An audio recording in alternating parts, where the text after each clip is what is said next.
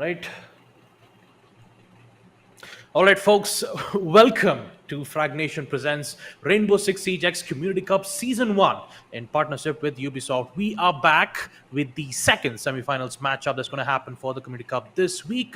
I'm your caster for today, Augusta. With me, I have my with me, I have my co-caster Aggressive as we are here to talk things about the second matchup is going to have. So once again, Aggressive, welcome back to Siege. How's your day been, and how excited are you for this entire season that's currently being unfolded? Absolutely. It's been so long since I've last done South Asian Siege. I've done Siege tournaments for other regions here and there from time to time, but it's good to be back home because the stuff that we see here cannot be found anywhere else. The memes, the community, and of course the two teams that we have in front of your screens today that have really envisioned the ideology of being in SA, being the region with the best memes possible. The names coming in from pretty much one of these teams is pretty synonymous for me as a Bangladeshi caster. So this is going to be interesting to say the very least. Two Bangladeshi teams are going to be the ones to duke everything out between one another. So I'm going to let you introduce the squad. Yep, absolutely. So, but first things first, before we start introducing the teams as well, why don't we take a look at the prize pool and also the Um, entire scene of what exactly is going to happen here at Fragnation. So, first things first, of course, Fragnation is will currently have a total of 4 seasons. All 4 of them will have Community Cup tournaments. Each and every prize pool, I believe. Would be a total of 50,000 rupees, which is in fact a very huge prize pool. So all in all, I have to say that this entire initiative that's been taken from Fragnation would help bring in a lot more opportunities for all of our Siege fans Absolutely. out there, especially in South Asia, giving them an opportunity, giving them a chance to shine after all these few years. Sure, Rainbow Six Siege have gone a little bit silent over the past few years, but right now I'm hoping that with the help of Fragnation and of course with a huge partnership with Ubisoft, we'll be able to bring it back for Siege X, especially with the major changes that's been happening and also the teams that are returning back for quite a long time. This will be an amazing one to talk about. So talking about this entire initiative as well, you still have more than 3 to 4 events call outs. So make sure to join in on the Discord channel, discord.com/fragnation. Make sure to join in on Discord to compete in certain challenges. I mean, the first one on events call out, I mean, the first one on the events will be none other than Steal the Show. All you have to do is submit new clips coming in from Siege X. So winner of that event will receive a total of 1,200 R6 credits. We also have another event which is called as Dual Siege Takedowns, a 2v2 game mode where you just have to face off in a team deathmatch. Winner will receive a total of 1,800 R6 credits. And of course, my all time favorite, R6 meme competition. All you got to do Ah, is just submit your yes. memes on Discord. Anything related to Siege X related memes, or maybe if you find any memes that's happening right here in the screen, you can actually get a screenshot and just write a simple text that says info.exe. You never know. But yeah, winner of that competition will receive a total of 600 Rainbow Six credits. So there's a lot more things happening here, folks. And I'm really excited to Absolutely. see what the future holds in the history of CGX, especially in South Asia. Yeah, there's a lot of community stuff happening, and after this community being, I would say, to a certain point, a dead horse for almost like 2 years now, to see it revive all like once again, having so many people now married, mind you. A lot of the players that we are going to be seeing in front of your screens are pretty much started this off when they were like what, teenagers, and now they're married. Some of them have kids as well, but the talent is still there, the passion is still burning bright in every single one of these players. And the players that took the entire scene by storm, not only in South Asia but also in the international scene, are now back here to show that they still have a lot more to prove in CJX with a brand new engine. Not really a new engine, but with a new fresh coat of paint, with a better audio system, quote unquote, and of course the massive plethora of changes, plus the new ban system. A lot of people forget that Rank now has a new ban system that a lot of people are dubbing to be what Siege should have been from the very beginning. Where was this ban system? What, like three? Oh, what? No, 2 years ago. Because this ban system in the prime, not even 2 years ago, I would say like 5 years ago, if this was in the prime of Siege, this ban system probably would have been the best thing to happen to any competitive game in such a long time. But we have another game to thank for that because like we all know the name of the game. We're not gonna say it, but that game pretty much pioneered this form of a system, and every other game is now starting to adopt it. Yep. Let's not forget when Siege was first released in 2015, especially when you're heading towards rank, it was considered to be a beta version. And when we heading Yep. towards rank, we didn't have a lot of rules and regulations from out of it. If one of the players chooses to leave, there weren't any abandon sanctions, there weren't any penalties for leaving an important match of competitive. But it soon took for more than 5 or 6 years to properly rework ranked, understand what are the ups and downs, and most importantly, how well it works out. And you can really see the result here, right here itself on CJX. And once again, we'll take a look at the event format as well for CJX Community Cup, organized by Fragnation. Single elims, one shot at victory, a simple 5v5 core gameplay of Rainbow Six Siege, where players only have one shot. No double elims, just single elims. So if they miss one opportunity, they are just straight up eliminated, but still they can still try their luck back again on season 2, 3, and 4. Absolutely. We're gonna need to see how this is gonna go. This is gonna be one of those marathons, right? That we always do have to remember. There's so many different tournaments that are going to be happening throughout the entirety of this Community Cup's life cycle. But for this particular instance, we do have Team Dim going up against Last of the Stars. Team Dim, I do believe, has the best teams possible, but Last of the Stars, they have a lot of very big names on this roster that are now making a rather massive comeback. Mhm. Looking at the icon itself, Last of the Stars reminds me of this one anime called Hajime no Ippo. It's a really good comeback story of a boxer who just ends up winning so many matches with some. It's a really good series, and I can clearly see that coming in from Last of the Stars. Maybe they might be the underdog of the story, but also we have on the side of Team Dim who could also showcase their set of skills as well, especially with the new CJs coming in play. I'm really quite excited to see what the teams have in stores for us. And also taking a look at the teams that are currently present on the side of Team Dim, we have Murgir. Let me just okay, I'm really sorry about this. Just give me a second. All right, there you go. On the side of Team Dim, we have Murgir, Tuntunir, Koel, Shandar, and Rajar. And of course, on the side of Team Last of the Stars, we have Sparko, Snow, Nordbuelo, Ashami, and Nerf. Most of which, in fact, we know most of the teams that I just did talked about from Last of the Stars. Some of them are veterans of South Asia Rainbow Six Siege. But now let's take a look at the map videos coming in from both the sides. So the maps that we're going to see will be Cafe Dostoevsky, Border, and of course the decider being on Clubhouse. Sounds anonymous and surreal as well that we're starting off this best of three on Cafe. This is one of those home favorite pickups for a lot of Bangladeshi teams to really start off on.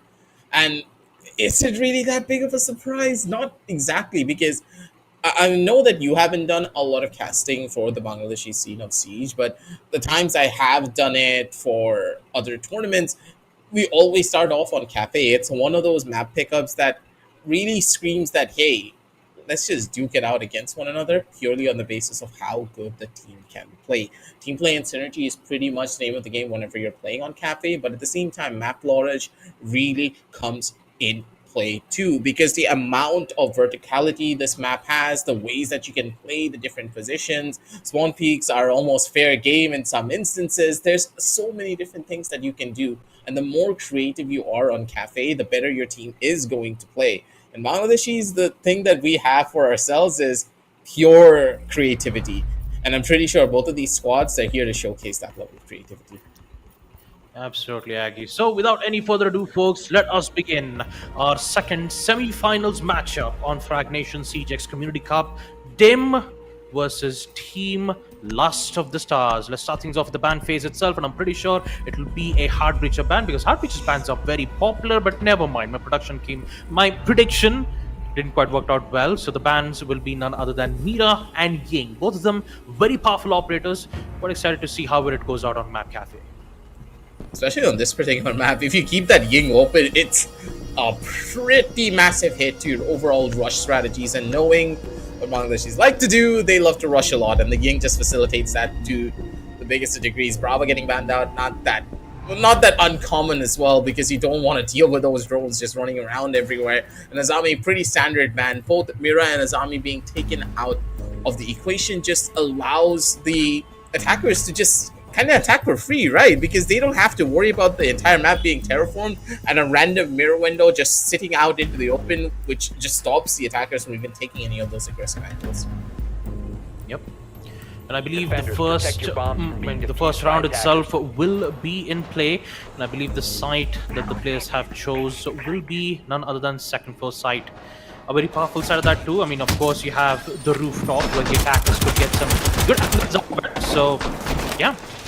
I would say when it comes to the type of operatives that you get to see from the defensive side, we have the Velusi, we have the Frost, we also have Nerve playing as one of the most popular defenders, which is very I would say a difficult problems for the attackers to figure out a way to counter it, because let's not forget in the first round itself you can clearly see that from the side of Team Star they have banned Brava, which is one of the most massive counters for Fenrir. So with him being out of the play Absolutely. for the attackers, it will be a very interesting situation here coming in from their end.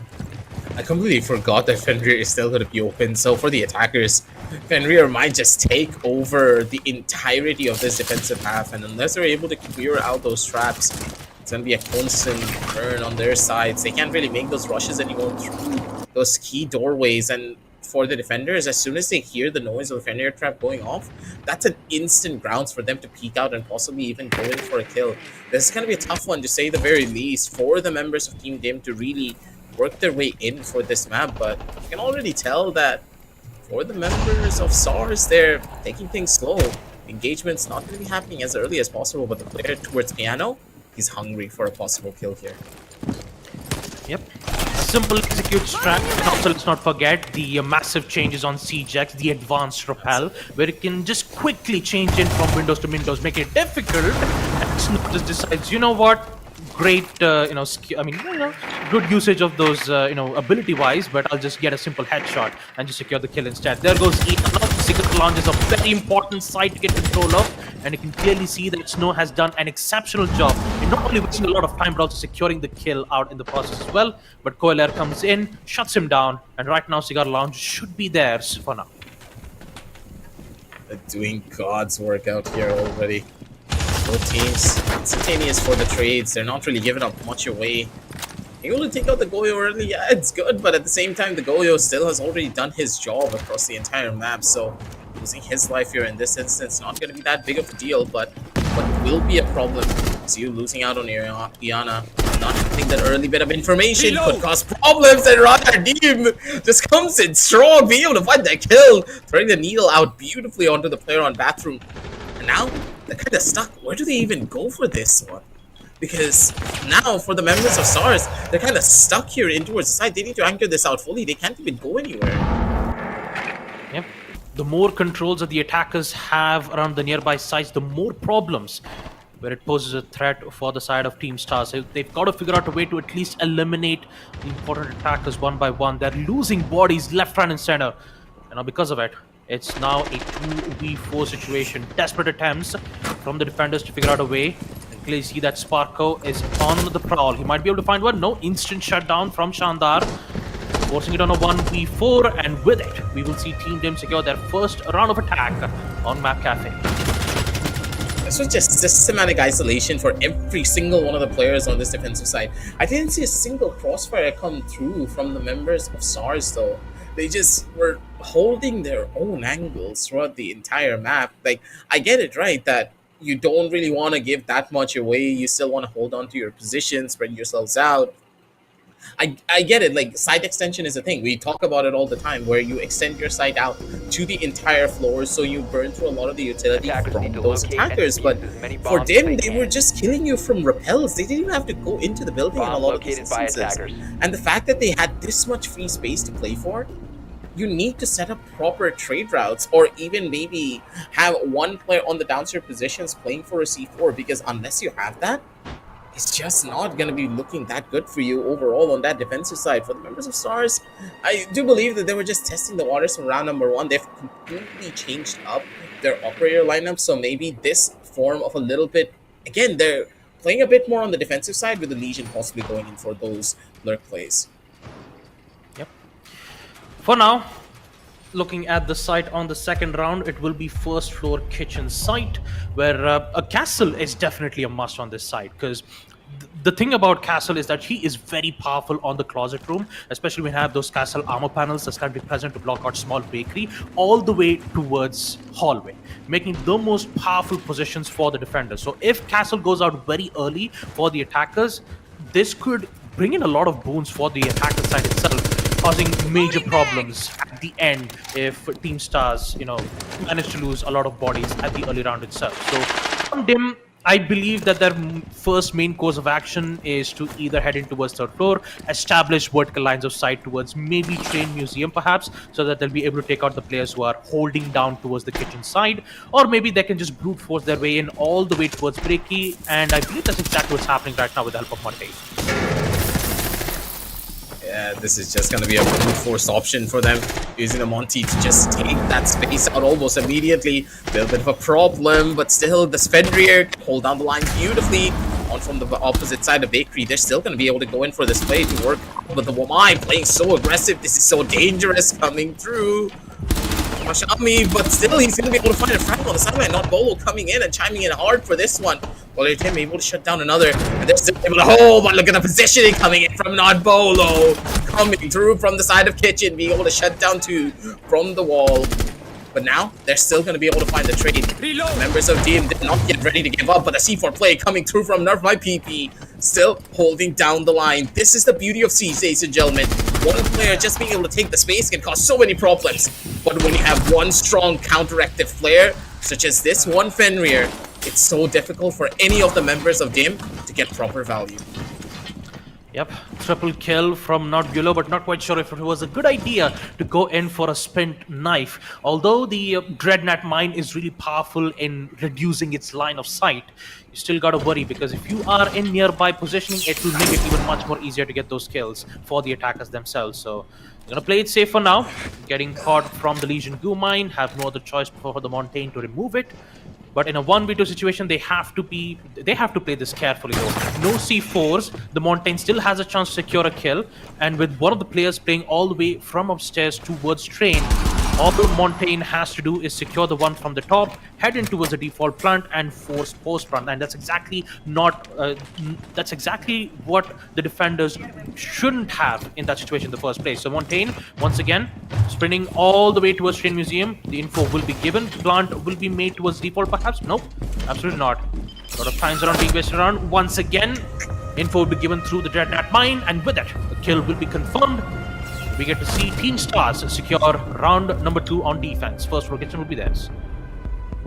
I don't know why they went in for this Monty either, because this bottom floor position is just so difficult for the Monty to get any form of value when they have two trap operators present on the map. We've seen this in the past, right? Like, you just don't play Monty into a situation like this as soon as you know they have a Legion and the Fenrir open.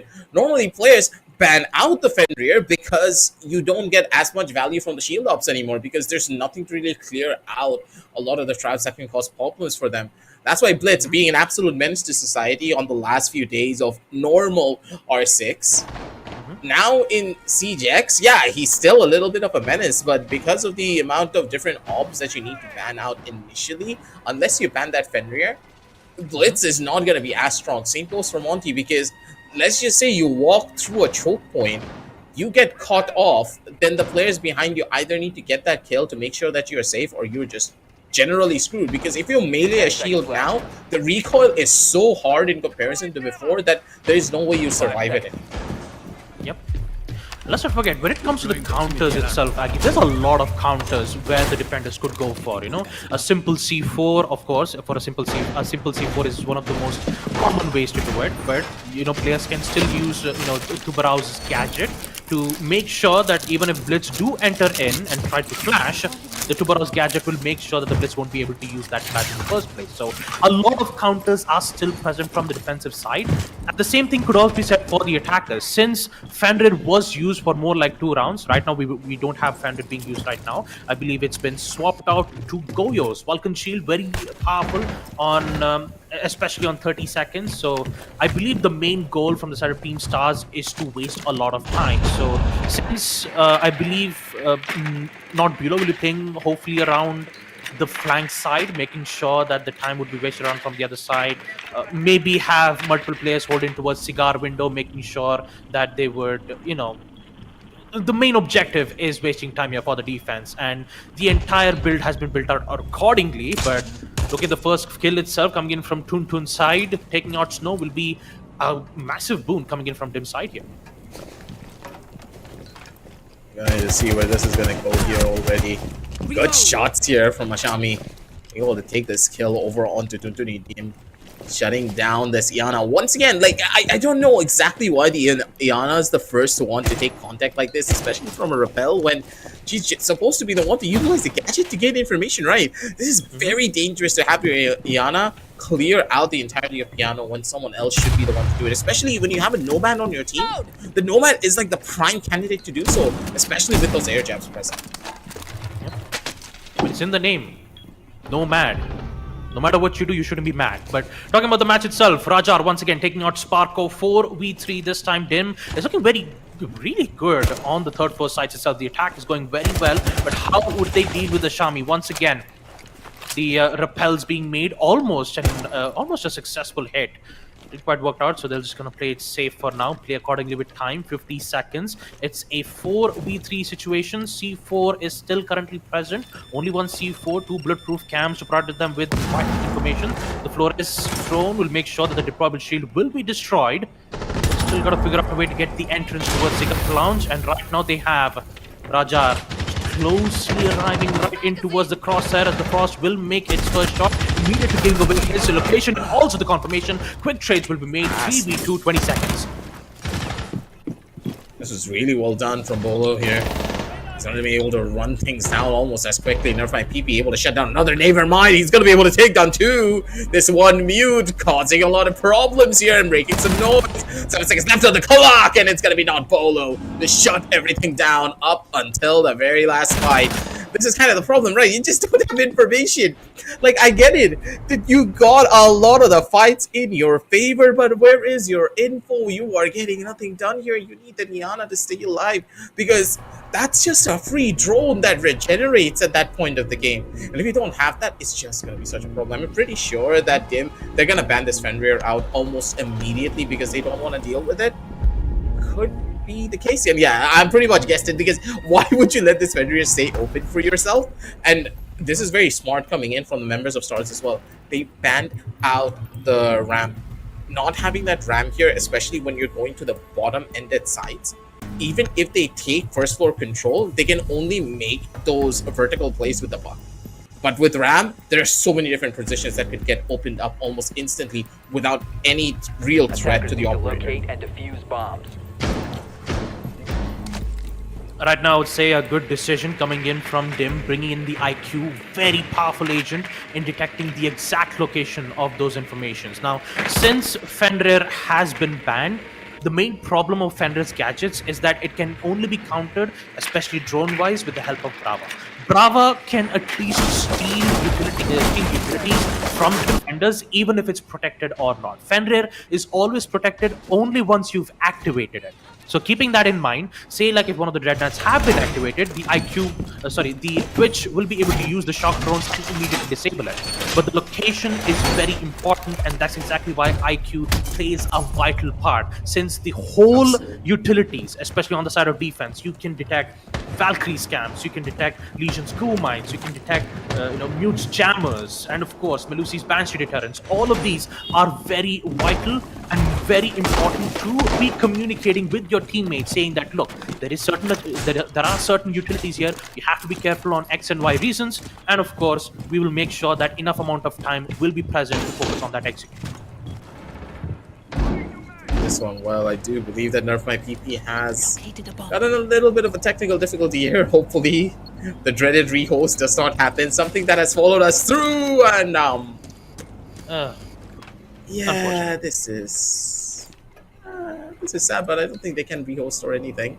Yeah, this is gonna be just a pause in the next round where members of Stars, they're now down one player already, so this is gonna be a slight bit of an issue, but for the members of Dim, this is going to be one of their saving graces, I do believe. Being able to get a round for themselves on a 5v4 should be a reality for them with the advantages that they do have. But playing this one smart is going to be key. Never mind. Snow, still, regardless of it, it's going to be able to find the frag. But Tuntuni Dim instantly shuts him down before he gets any form of value here on the sidelines.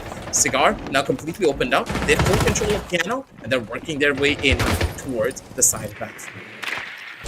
Yep, breach is open, nobody's home, and with it the focus on the side continues.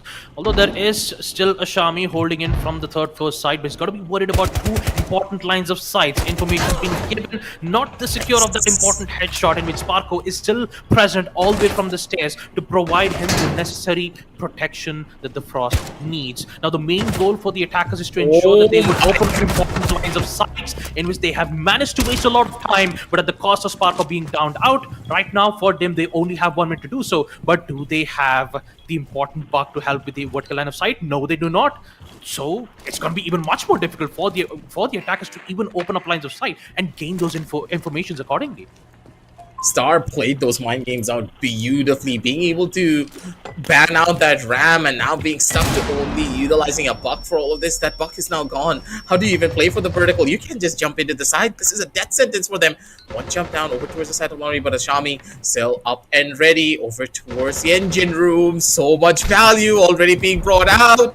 But not Bolo being the one to play for the bunker strike here. Ashami just needs to survive. He can't really die here as long as he sits on train close by. This is completely fine and really nothing to really worry about. Different positions, so many angles, and the attackers have to worry about.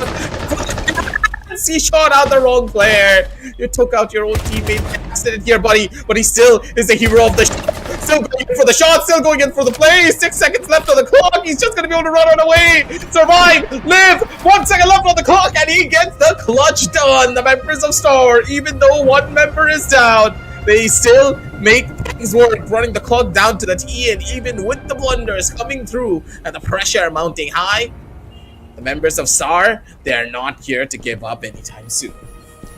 Yep. Ashami, patience is the key to virtue.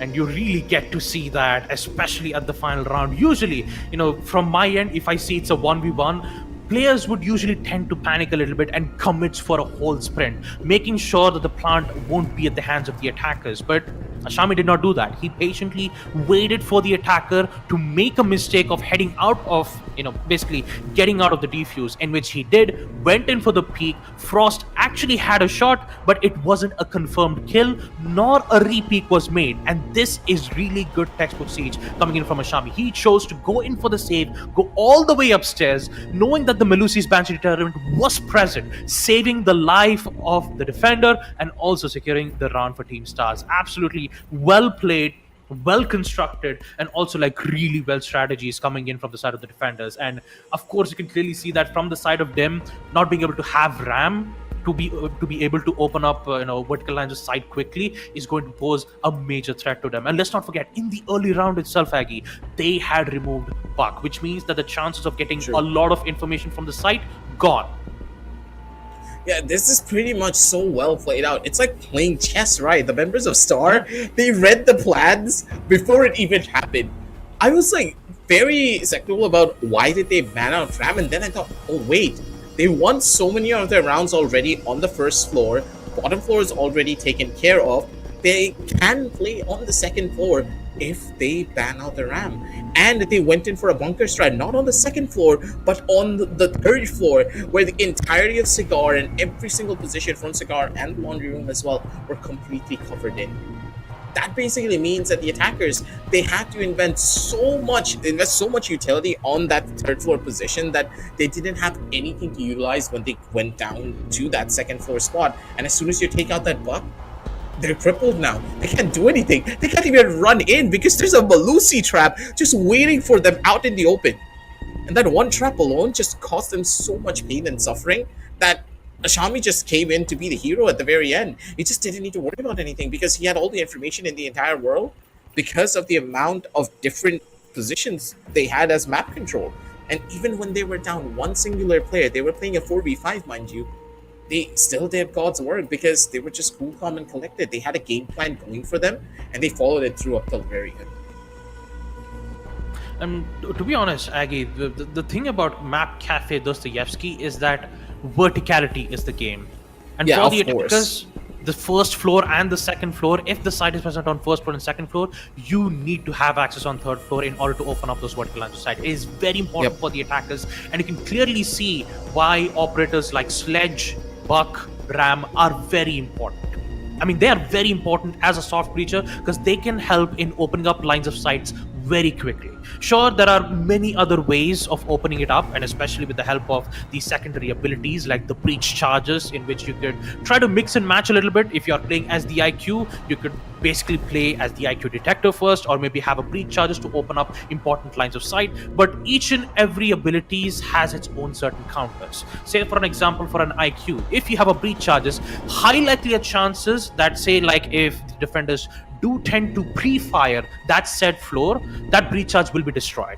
And with it, the chances of opening that said verticality will decrease all the way from slim to none. So it's always up to the type of operators that they chose to pick, and you can clearly see it in the ban phase, Aggie. I mean, the ban phase itself, you can clearly see it always comes down to the adaptation. Would they like to do this the easy way, or would they need to do it the hard way? And that's exactly what SiegeX has in store for us, and it's so good because there are so many multiple avenues now where both the attackers and the defenders need to think about. Yeah, the strategic mindset that these players can go for now with this one extra ban on that. I do believe that it was on the third round, right? Yeah, on the third round just changes everything. Because back before, right, Siege was a very monotonous game where you had a steady flow all the way up till the very end. But now that flow is just put to an halt. You take out one op that has been causing you problems for the last two rounds, and the entire game now shifts. Mind you, all of these ops that you're seeing in front of your screen right now get banned out. They're not going to be banned anymore as soon as the side swap comes in. Then they have to go in for the bans again. So the entire dynamic of Siege will change drastically because both teams then can go in for a different plan, a different mindset. So the game is constantly fresh throughout this entire series. Yep. Which means, Aggie, the thing about the best part about it is that you cannot go for a single main anymore. Just like on the previous games, say like not the previous game, sorry, I'm talking about the previous patch here. Especially when you go with the bans, that operator won't be played for an extreme amount of time. Which means that each and every player has a specific role, and they knew which type of operators, in which obviously the meta operators, would be played from time and time and time and again.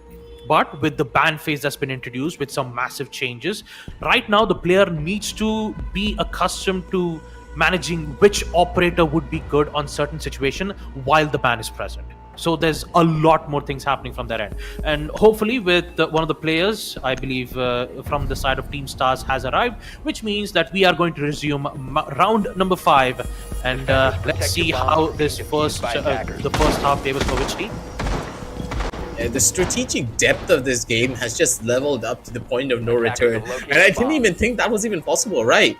Because Siege, in my opinion, is one of the hardest esports to get into because of the amount of strategic depth that is present on this particular map. The wall bangs, the possibility of droning, the different sets of utility that you have to juggle, being able to set up proper lines of sight, being able to utilize proper verticality. There's so many different things that you need to consider when playing this game. And now that the bans are also such a big tactical part, while the entire map is being played out with all of these rounds, just constantly evolving the overall strategy, you can't ever be complacent. No other round in any particular patch of Siege has ever been like this. So whatever you learned about Siege in the past just completely changes because one small ban and the entire playstyle of a team has to shift right then and there. Yep. Well, action phase is present. The sights on first floor kitchen, which means that every single utilities will be placed with the same way. Now the only difference is, Can Dim figure out a way to find a weakness around this specifically said placements that's present from the defender's side? So Flores' drone will be present to try to break out the deployable shield, but I believe they do have a mute jammer, making sure that it won't be destroyed, but they found an opening right around it, and this has got a lot of problems. Dual line of sight prepped up and ready. Let's see who wins who.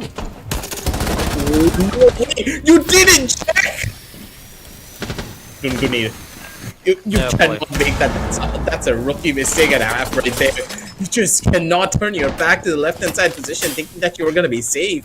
A blind spot for the drones to just come in like that. The amount of gall and balls on the players of Stars to go in for plays like this.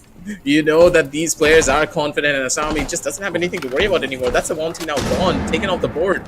What do you really have to worry about? One of the saving graces for the team not being on the cards anymore for the attackers.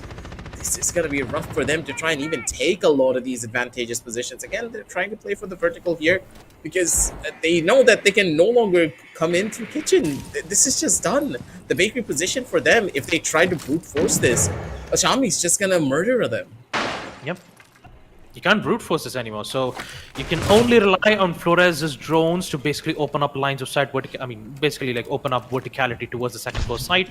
And maybe I believe that's exactly what they're trying to do here. One of the attackers will be staying right here to ensure that the default, obviously the diffuser box has been dropped from Bakery, so they have to recover it. It's going to be a much more difficult job for Ashami. C4 is being used to try to catch up the player who is coming towards the stairs. Not any casualties will be made, but for them, time's running out, and now it's all the way up to 35 seconds. This is not looking good, though, from the attacker side, Aggie. Yeah, I think they put all their eggs into one basket. They had not a single player to come in for the vertical play, and now they're just going to try to brute force this. Maybe win as many gunfights as possible, but winning gunfights doesn't really mean you're going to be able to do much unless you're careful. So many different spots that they have to clear for. They need to run down. There's not even a hatch, I do believe, to give them such a play like this to work out. Because all the members of Stars, they just went in for a bunker strat. 6 seconds left on the clock, and the last couple of players just, they can't really do anything. What do they do here even? Commitment of the plant is being made. And I believe will it go all the way up to 3 seconds? No, absolutely not. Yep. Especially when the time ticks down to 0, sure. I mean, they still have a chance to, commit for a post plant, but once they've lost the first half itself, just losing Montaigne very early definitely did cause a lot of problems coming in from Dim's side, because their main priority was to brute force their way all the way towards Bakery, and now since that didn't quite work out, they had to find different types of situations to enter in, and that itself took quite a lot of time. We did get to see the attackers go all the way towards second floor side, but it was also heavily defended by the defenders. So for them, man, not a great way of, not a great way. Hopefully, round number 6 at the end of the first half, maybe we could see some changes that could happen on the operators, I believe. I mean, you still have the Nomad, one hard breacher, Hibana. You still have an Ace. Ace is very powerful when it comes to opening up hard breaches very quickly. But yeah, it always comes down to the timings itself, like how quickly you'll be able to open up those breaches and what would be the effective way of entering in towards the site while, taking care of the players who are currently holding down those important choke points. So let's see.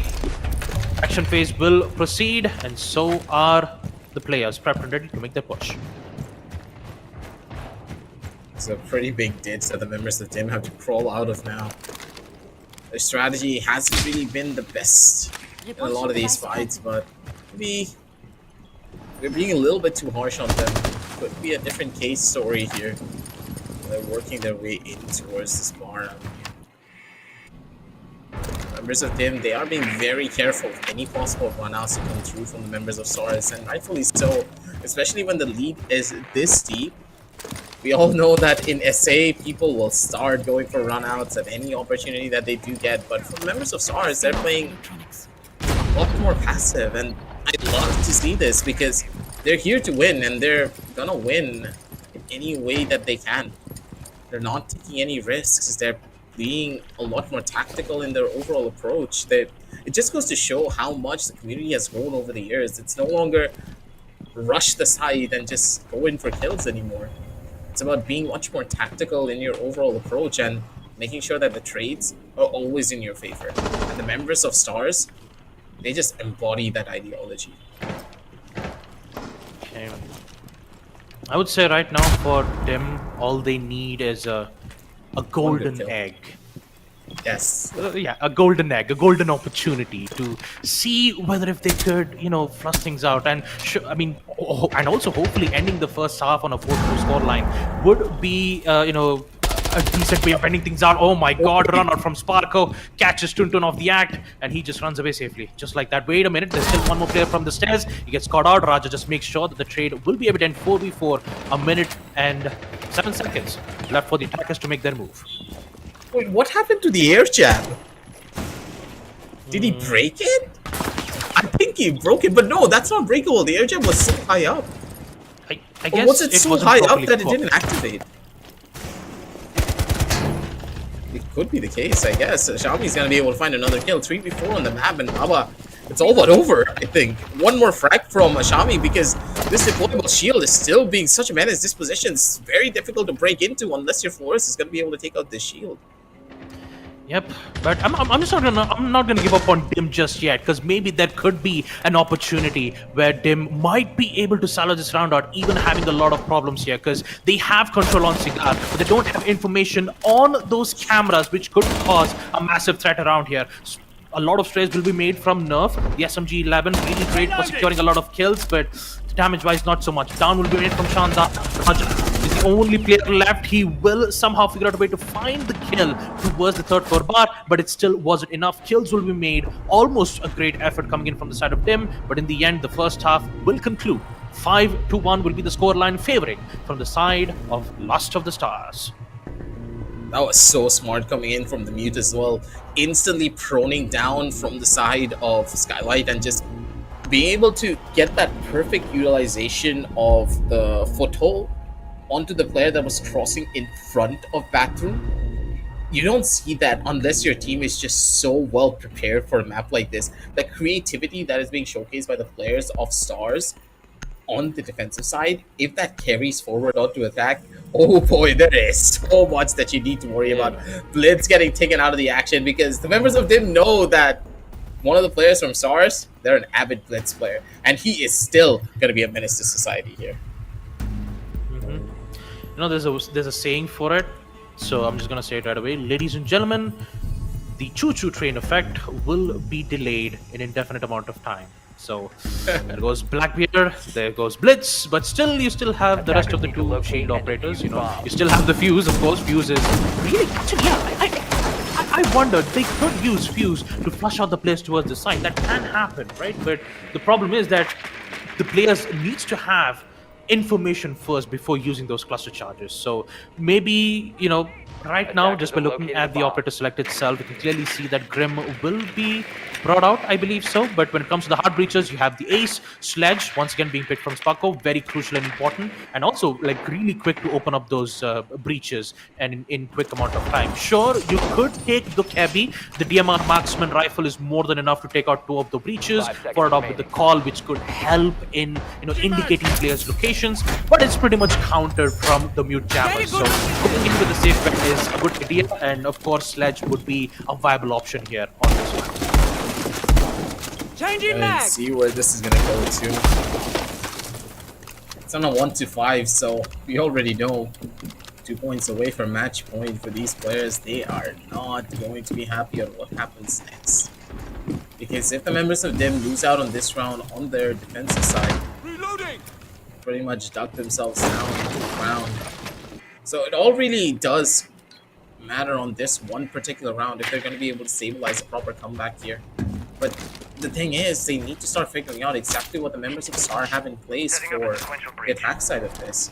Which will get picked up here from Snowview. Try and maybe clear out a bit of the utility, especially with the Goyo causing a lot of the problems. But these new jammers will be a big thorn on the side of this Twitch. Alright, especially with Grim being... What? Okay. He got that kill? Nice reflexes.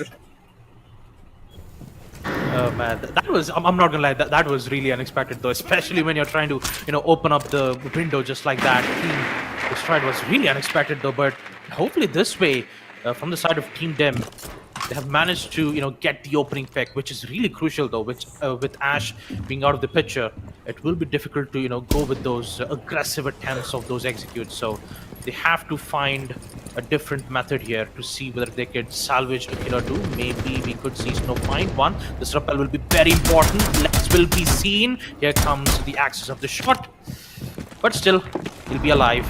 And the time is currently being wasted. And I have to say, for the side of Team Dem, it's like, it is working out really well though for, from the defensive side. A lot of times is wasted. Cigar control is there, but not a lot of time. But wait a minute, Shandar, what?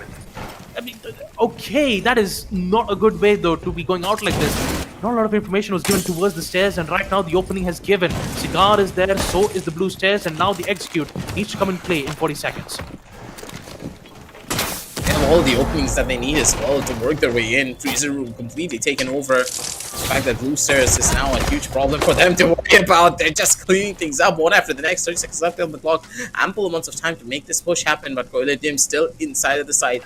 A worry that they have to constantly consider, but the Grim giving away all of the information that they need. Positions revealed, and Sparkle just ready to capitalize. Last player, I do believe they know the exact position, and Murugi just doesn't really have anything to do here. Look at the way that they're holding down the lines. The members of the Last Stars, they just have this map in the bag. None of them are surprised by anything. Look at the positioning coming out from them. It's just immaculate siege being played out by this one team. Yeah, but Aggie, I still have like questions. Like, Snow was in that same window for the past 3 minutes, and he got 3 kills just by rappelling down, gaining like massive shots, and Attackers most need to importantly, locate and gaining defuse control as of many blue bombs stairs. as He they can. secured 2 kills from that. So, not quite sure what exactly happened from Dim's end, especially when one of them got picked up. They could have just given the information indicating that yes, there is one player at the window side itself, but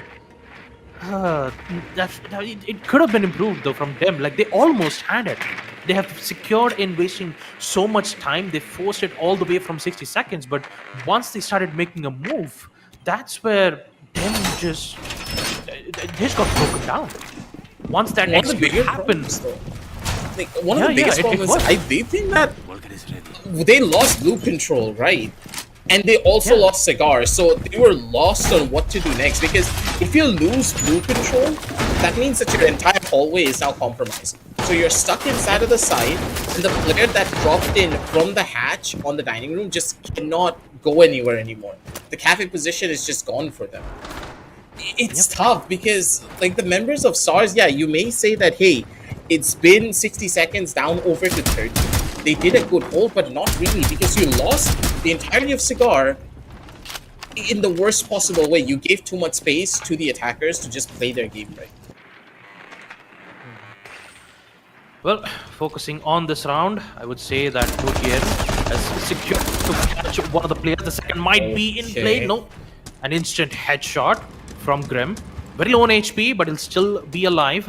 Taking out one of the most important roamers, the Mozzie, which is very viable in shutting out information from the attackers, making it difficult to properly understand the entire setup. But now, since the problem has been, solved, they still got to worry about the problem that's happening in the site. So, how would they deal with this? I think a much more of a slower burn approach is going to be very crucial for them. That spot to be stuck in instantly just runs away here.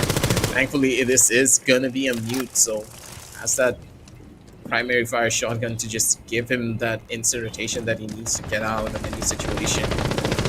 Grim jumping down, getting a lot of the space here that they need. Cigar control again established, but the fact that Mira got through the ban phase here, that makes it a little bit more difficult for the attackers to really find a lot of value. Engine room now getting spammed out at, as they are gonna try to hunt down Tukumi Dim as much as they possibly can, but Nerf My PP just instantly goes in for the refrag here. They're gonna be able to take down Shandar, and that changes everything.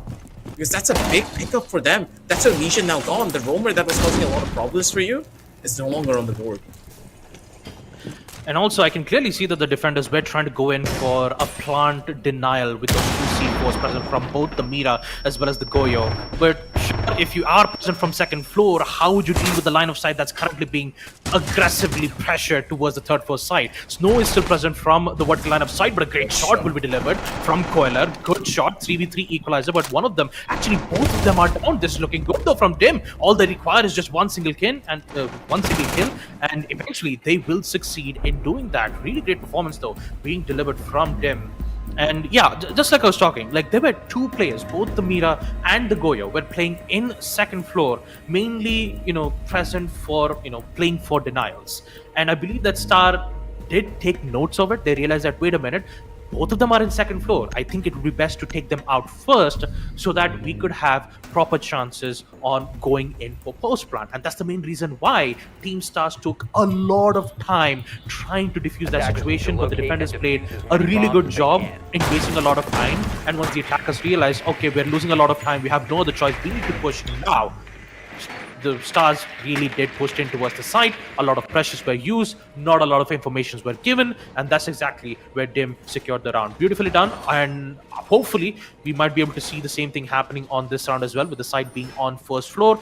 Although, interestingly, no castle will be implemented, which will raise concerns for the defenders. But if they are confident without using castles outer panels and just going in with a simple roam strategies to hold out the verticalities, I totally get it. Wait, they're running Fuse Nomad? Oh, this is a Bangladeshi strat if I've ever seen one. Okay. Like, and this is my regional strat right here, pulling out the Fuse out of absolutely nowhere while Ram is still open on the board. They swapped the Ram onto a Nomad. This is what I want to see. Yeah. Oh, this is a blast from the past, but never mind. Morgan team just comes in strong, being able to shut down the Xiaomi before the Ash was even able to do anything. Perfect roaming coming through from the Mozzie, still causing a lot of problems, and this aggressive play from Murgi team just is what they need, right? Having that potential to just instantly run across, being able to find those early frags, just puts the members of Stars on that back foot. Yep. Now with Xiaomi down for the count, alright. Nobilo comes in very quickly to take out Morgan. There goes Yoroma from Dim's side. But all in all, how would they deal with the rest of the four players? Knowing that the side is on first floor, they have 2 minutes left, which means that they need to clear out third floor and second floor, making sure that none of the roamers are currently present, which means from the defensive side, they only had one roamer. So roamer has been contained, so the sledge can now start its work by opening up vertical lines of sight. Control on train museum is present. Now, it's just all the matter of the heart breaches opening up the walls, the hatches, the usual stuff, and I believe the main point of contact would be going in for a default plant in B side. I don't think they're even gonna go in for this. They're trying to clear out the entirety of the first floor first, and then play for the information. Nerf by PP is gonna be able to find the first one already. I do believe this is from the side of B3. Oh no, this is from the hallway. Never mind, I take it back. But Raja team is gonna be able to take down Not Bolo. You lost out on your fuse. No, you have not. You still have the sledge on the board, but even that's gonna get taken out. Still a chance to play it for the vertical sidelines, but in a different position that they have to worry about. Tuni stuck in a corner, and Snow tried to go in for the free fire, and that is going to cost him. The angle is very deep there. And for the members of the team there, thanking their lucky stars for this one, and the strat that could have been the limelight for my country just instantly got bombed on. I guess it's just Mugen team, right? He just jumps in, goes in for the fight, and just showcases that, hey, I'm not afraid of whatever you are trying to do, because I do the exact same strat as well. I know what you're trying to do. I have to say there is still a chance though. It's a 1v2. I would say for them, they have the power of a golden egg. So you'd never know, because sometimes, especially a plays like this, could end up being very favorable from the side of Tim. But they're not out of this game just yet, especially when Nerf is still present. So 1v2, only 10 seconds. One shot will be acceptable. Does he have the fourth player? No, he does not. Tun is here, and he is here to deliver a righteous blow, securing the round and giving the hopes and dreams for our golden egg Dim. An absolutely incredible round to come through from the members of Dim here. This round pretty much solidified themselves to be in for a possible comeback here. And remember, they just can't lose out any more rounds after this because it is going to be so much more painful for them to do anything from this point forward. This is what match point right as of right now. So if they lose here, it's all but over for this particular map. The bans are going to be coming through. The Grim will be taken off the board, and the Mira, another big problem that the attackers had to deal with in the last couple of rounds, now also being shut down. Goyo is still present. The Mozzie is still going to cause some issues for them. But as soon as that Mira was taken off of the cards, Fenrir just came in. And for the members of DIM, being able to utilize those Fenrir traps will really just be the make it or break it for them. And on this match point position, I like the fact that none of the members of DIM, they're not really afraid to take a lot of these fights, and they understand that hey, it's either we go big or we're gonna be the ones to get sent back home for this particular match. And that's what, I can clearly see the amount of, fear that's been added, especially with that one single ban on Mira, Aggie, because let's not forget the previous 1 to 2 rounds, Mira's positionings has been very powerful and it's been working out so well on both the sides, right? So right now, with Mira being out of the picture, and of course from the attacker side, Grim is gone, which means that, say, like if you're playing in a very rally position, the defenders might have a lot of problems to it, so they decide, you know what, we'll just figure out a way to, we'll just ban Grim instead. This way it'll be very easier for the roamers to roam free across the map itself. Wait a minute, window's been opened up. Will you see a spawn peek kill? Nope. Just it was just a scare tactic coming in from the defensive side. So they'll just look into the window for a brief amount of seconds, and they'll just be on their way, focusing on the work that they were supposed to do, which is opening up the hatches, securing the second core, and hopefully opening up lines inside. Yeah, the Bugs making quick work here. Already taking over full control of Scotland. Not really given much of an opportunity for the defenders to really set up in the place that good positions here. Pre-fires are perfect overall, but both teams, they have some information of what this map is going to look like being played out in the next 30 seconds. Stormwork to finally come through. They need to work their way in. Red Stairs control already established, but they have to worry about that one roamer that's still waiting for them on that bottom floor. Yep. I would say that this would be a concerning situation from Last of the Stars, because they were in match point. I can clearly see that DIM, most they didn't hear patience from Tuntun. He just gets a kill, patiently waits, hears the sound, gets the kill, and just falls back to safety. And with it, there's no proper trade-outs, and then losing Graham could cause a major battle for them. Tuntun once again delivers just rightful shots, left, right, and center, before he gets traded out from Asham. Jesse gets taken out from Ashami. Sparko once again right from the window to take out Murgir. A really great attempt, though. Really great shots and a really great passive performance being delivered here from both Murgir and Tuntun. They've managed to do their job. They've managed to waste a lot of time. But right now, it's all up to the hands of these anchors to ensure that DIM would live to see another round.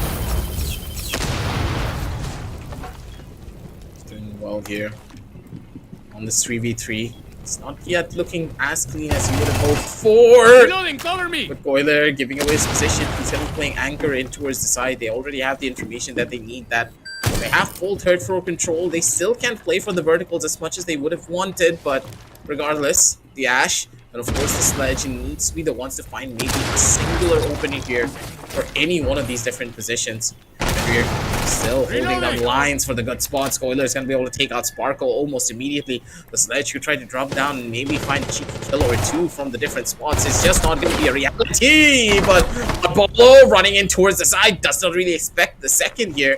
But maybe a Chummy, he's going to be the game changer. The clutch master for this particular team. Still an opportunity and a chance. Knows the position of the Fenrir. But the shots just do not connect to the head. And it's going to be Chandler to take out his opposition.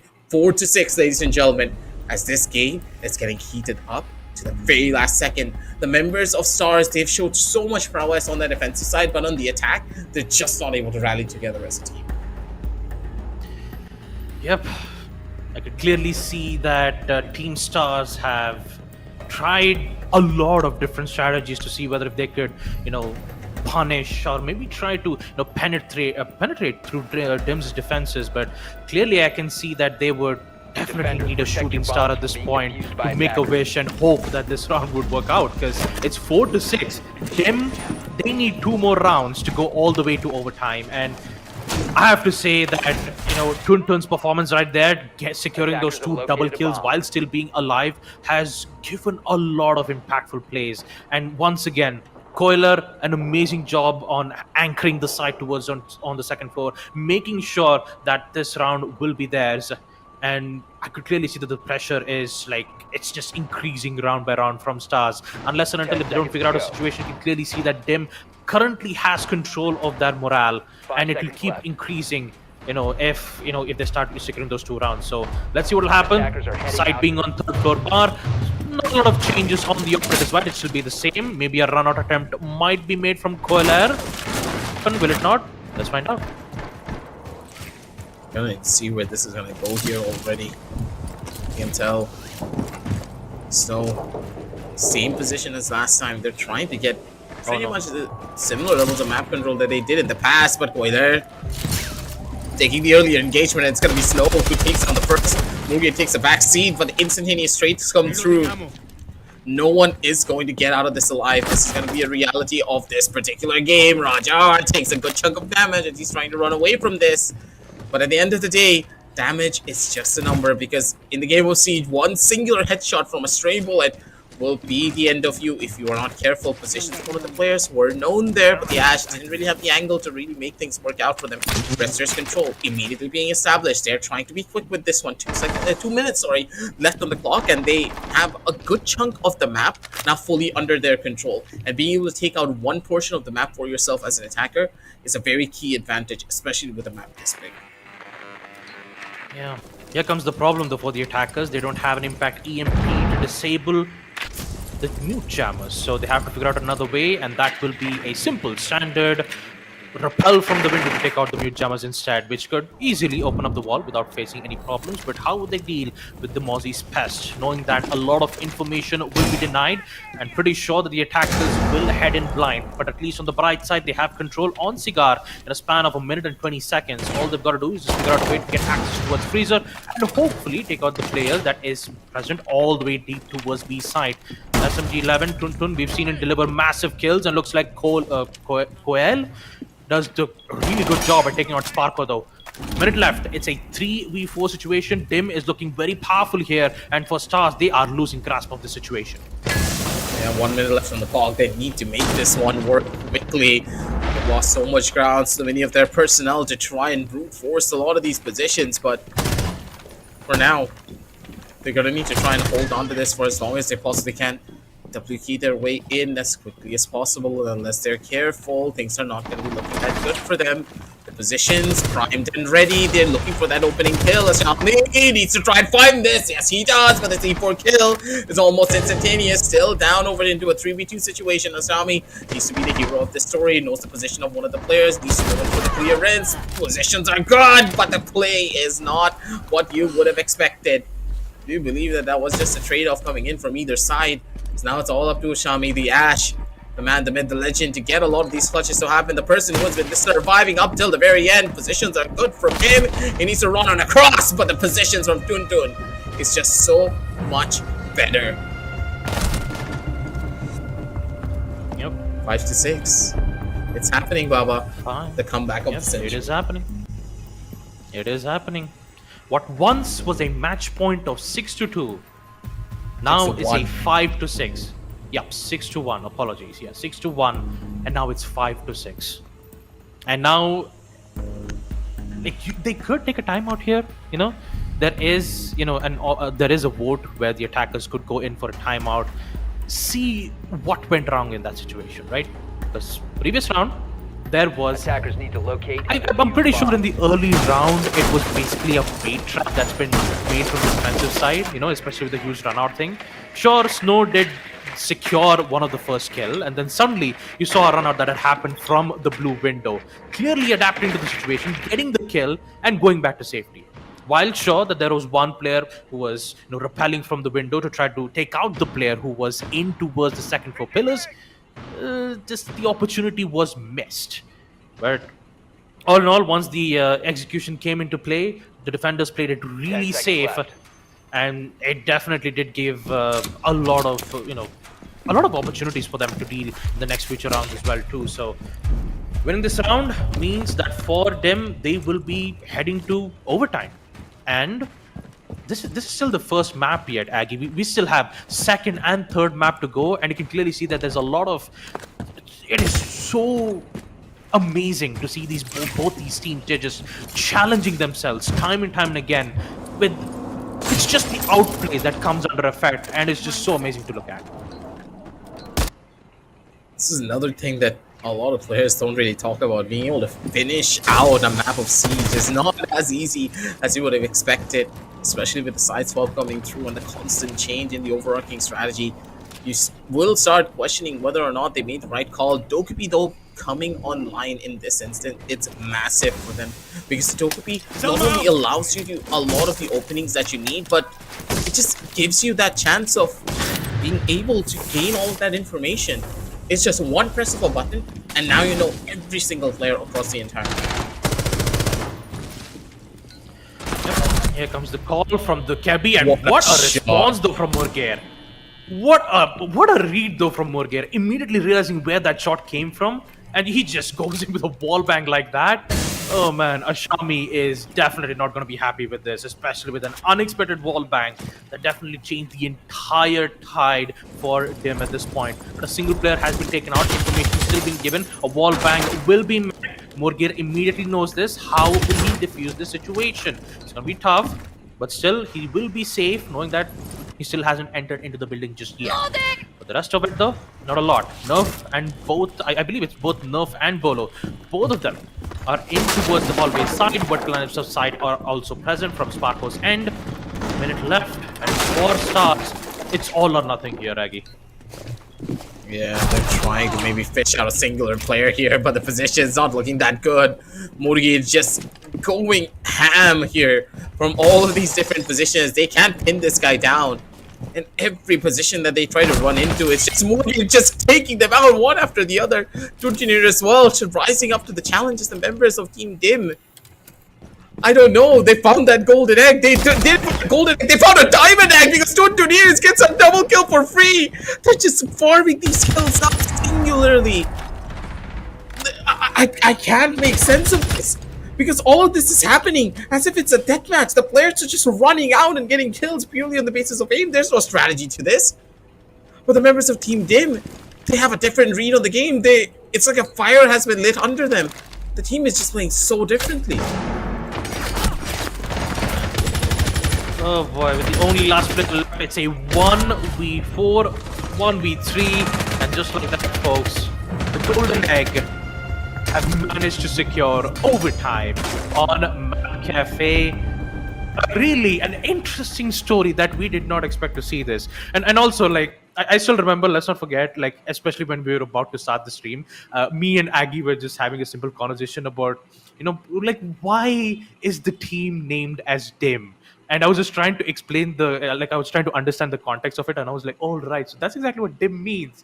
All right, so looking at this, I would say that the performance that I'm seeing right now is just absolutely brilliant, and I'm really excited to see what OT has in store for us. But just to understand the concept itself, once again, golden egg still in effect, man.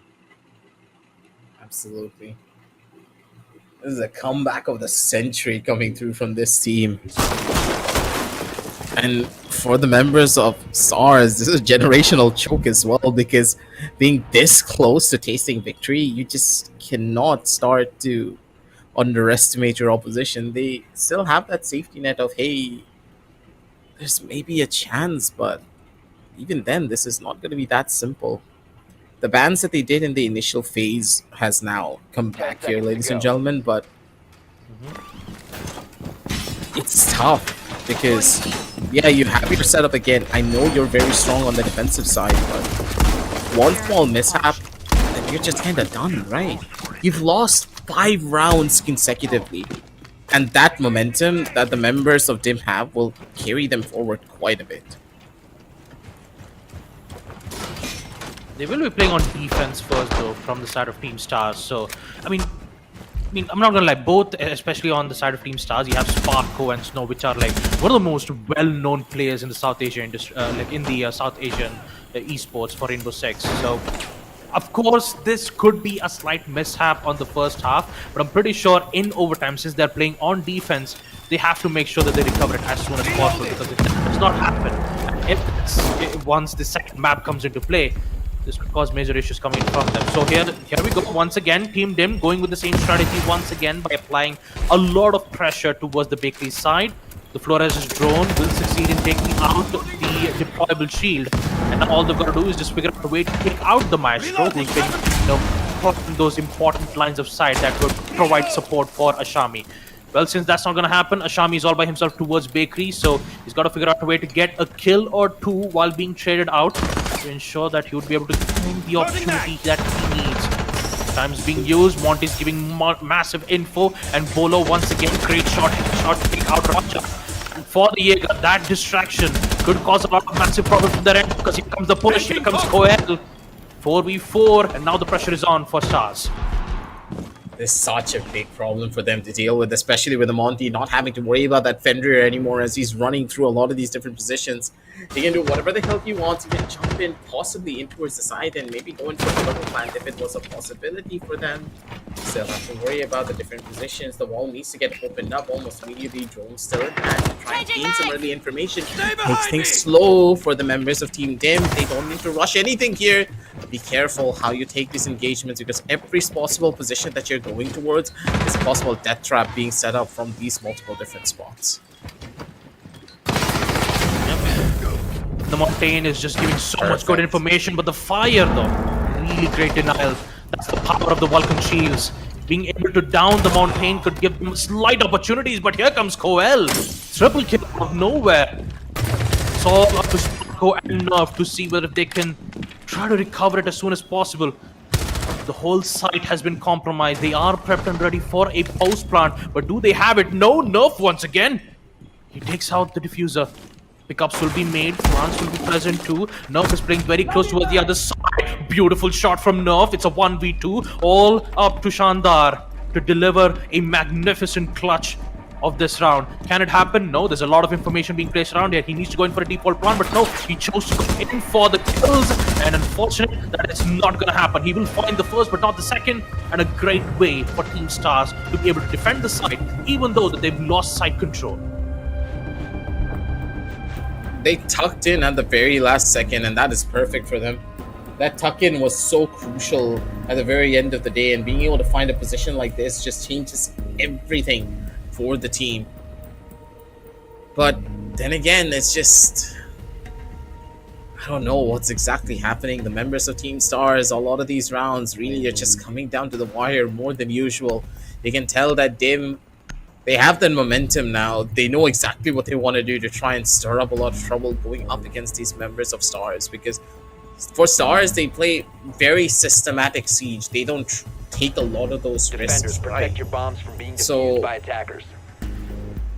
It's, you can tell that Star, if they're allowed to play that systematic siege, then you just don't beat them. You need to rattle them in some way, shape, or form by taking a very unorthodox play and just winning out on that gunfight. Because from what I can tell, that the members of the game, they're very mechanically talented, and they need to make sure to make those plays that really highlight that mechanical talent. Setting the welcome mat. Absolutely. I mean, at this point, I could say it's brains versus bronze at this point. I mean, the way how, Morgan has been performing for the past, 5 rounds on defense, being able to, catch up a kill and get off without being traded out is such an impactful moment for any roamers.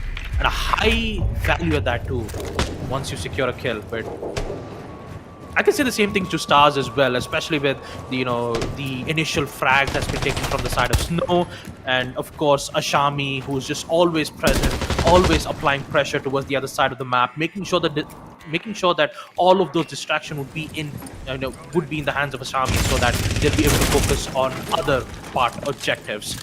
So it all comes down to this now, folks. 6-7 Stars on overtime match point. If Dim wins this, it will be overtime match point, a final overtime match point. But will it happen, or will we see Stars secure map number 1? Only time will tell, but clearly for now it's just a simple setup from the attacker's side, and the defenders, they'll they'll just let the attackers do their work. And I'm pretty sure that they want to focus on holding the side as best as possible, which means that there will be a lot of denials. No C4s though. I believe only one C4 is present. No, two C4s are present, followed up with some important lines of sight, which will be met when the players, make their push towards the side. Let's see where this is gonna go to. There's so many different avenues that they have to worry about now. But you can tell that the members of DIM, they're taking a little bit more of a slower approach. I don't really like this at the end of the day. Remember what I said.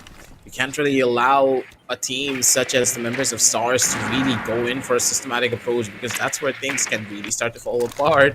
But look at the player who's just hanging out in your coats. This is such an unorthodox position. No one plays on coats like that, but who is that even?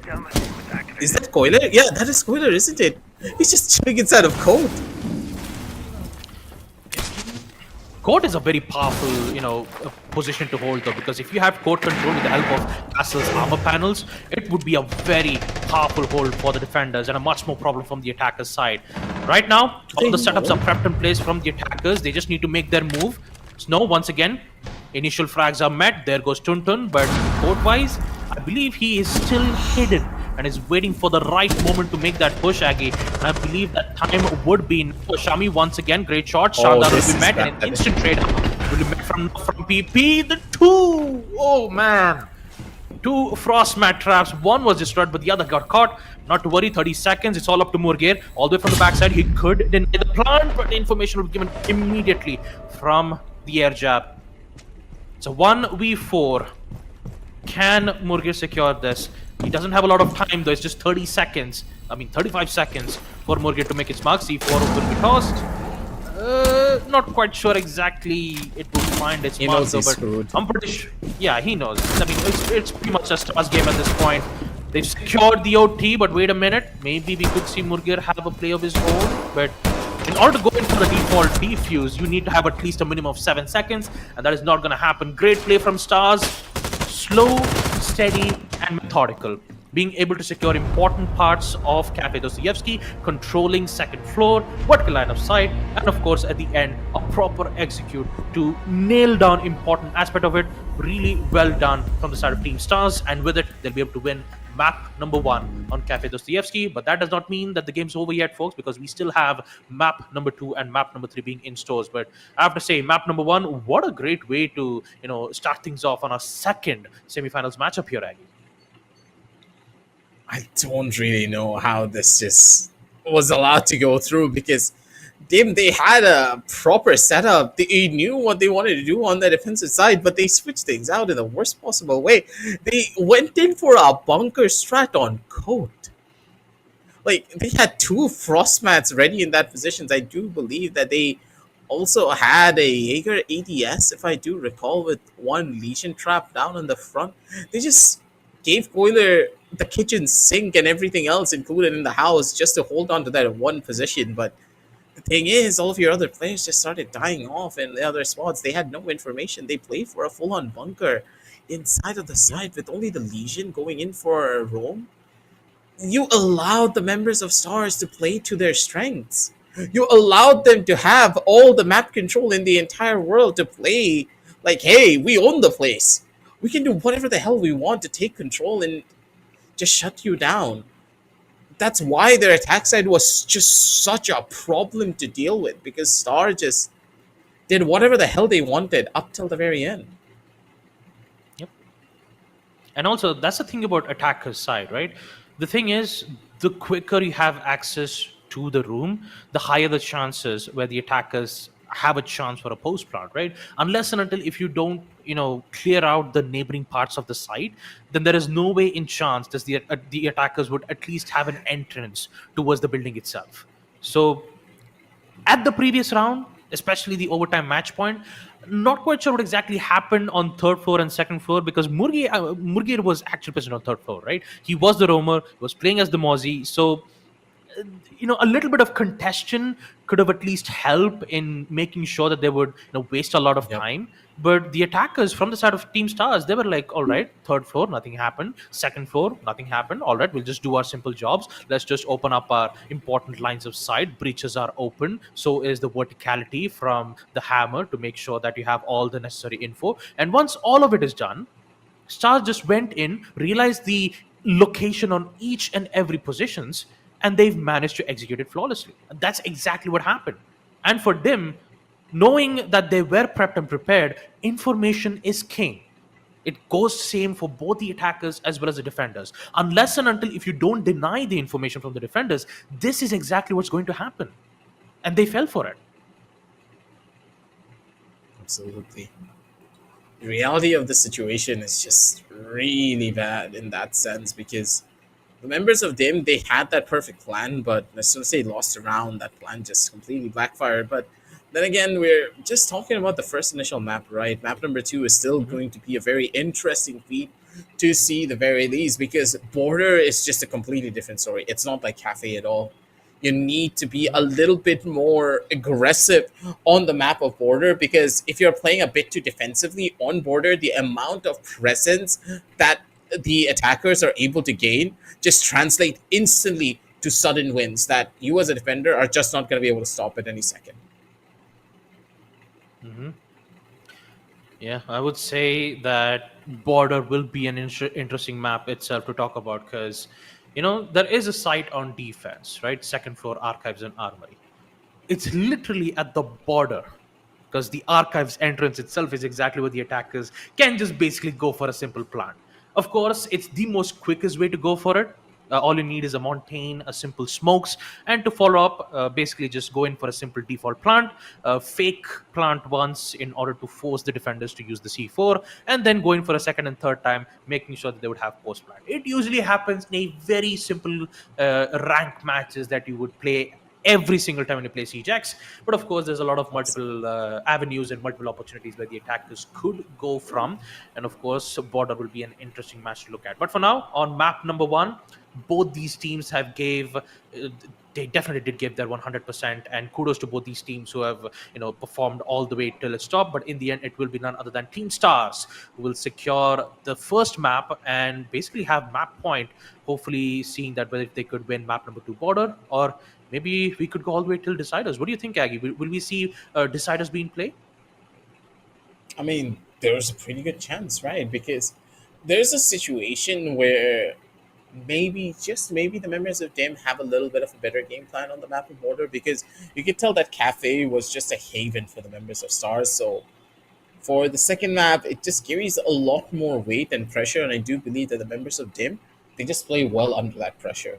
It was 1-6, mind you, on match point where they made that turnaround happen and they were able to claw their way back onto overtime. So for them, this was not really a loss. Yeah, it was a loss in the sense that they lost one map, but for them it is an overall victory because to get to a position like this up against a team of Stars caliber, it's very difficult. And now that you have your bearings, your team is now playing like a well-oiled machine, your aim is now warmed up as well.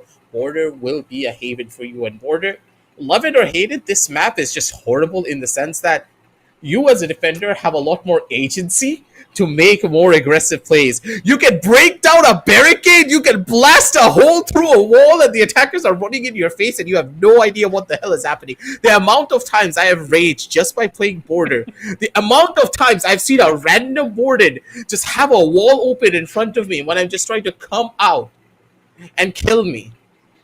It just doesn't make sense. Border as a map is horrible in my opinion, and it astounds me that it made it through into Siege X without any changes.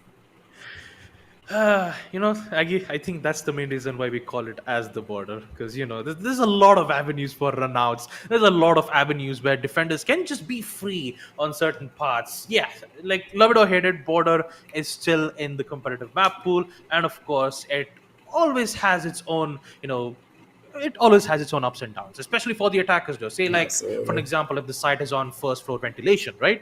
For the attackers, all they need is just control on second for armored lockers. Open up the use at least sledge or any other hard breaches to open up lines of sight and get those kills. But for now, folks, for map number 2 border to happen, we'll be taking a short little break, and we'll be right back after this. Don't go anywhere.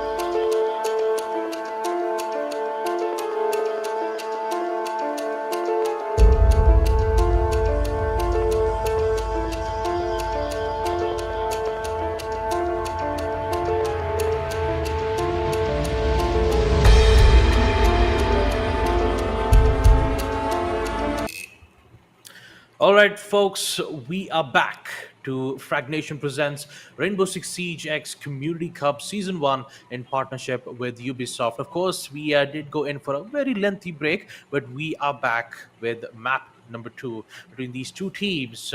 Last of the Stars versus Team Den. Map number 1, it was on Cafe Dostoevsky, which went all the way to overtime, and we did get to see Team Last of the Stars secure map number 1, and they hit complete map number 2 on border. Meanwhile, them amazing, impressive experience, amazing performance from them on the second half.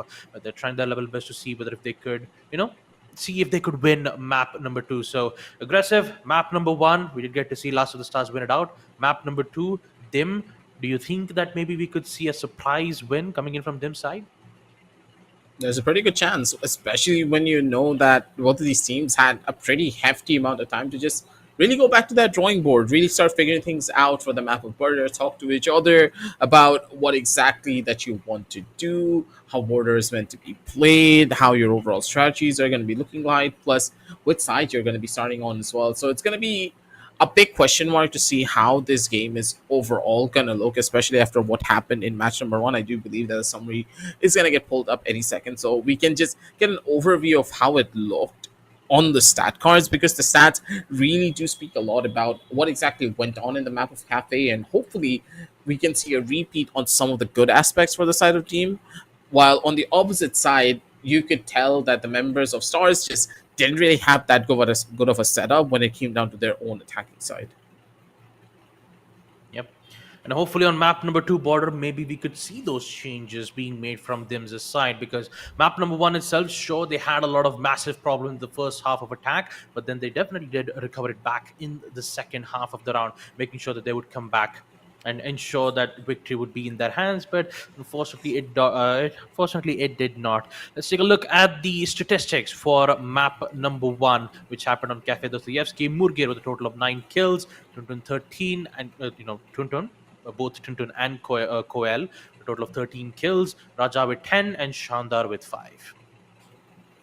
You have to give it to Morgan to just get 11 assists to his name. The guy was actively dealing a lot of damage to every single one of the players, and that just adds value to a game that you just can't really amount to just by looking at a particular match scoreboard. That's why it just paints a better picture overall. Map aborted though, I'm pretty sure it's going to be synonymous to have that Fenrir ban here. You cannot let that Fenrir through at any second. Azami, pretty standardized ban. Monty as well, another very standard ban, because of course you don't want to see what's going to happen on stock if you allow this one character through. Yep. I mean, it's basically another word for "you can't see me" at this point. So, I mean, if Fenrir is active, that will cause a lot of major problems coming from the attacker's side, which means they'll be forced to pick either a Brava or at least any operator that has a Gon 6. But not to worry, Fenrir has already been banned, which means that they don't have to worry about two of the most hard-anchored operators in the history of Siege. So, second floor, Armor Lockers and Archives will be the site. And of course, we will get to see Team Star heading towards the attack first and Team Dem on defense. So Mira will be present, so is Jaeger. AD is very powerful, to be able to at least catch one of the most important projectiles. This even includes Ace's Salma Breach charges, though. So you have to really worry about it. Border, number 2, Team Last of the Stars have secured map number 1. They are in match point, and them, they have a chance to secure it and hopefully head into the deciders. This archive position will be pretty difficult to hold on to, especially with a lot of big changes being made onto some of the ops here. But overall, especially if you have a good mirror window placed through, I don't believe they have a lot to worry about on the archives balcony, but I don't really see that the members of DIM are going in for a very over-aggressive setup, but then again, it's just, I don't know. Every time the members of DIM are a little bit more aggressive in their approach, that's when they really start to succeed. But here, they're taking a lot more of a laid-back approach, seemingly.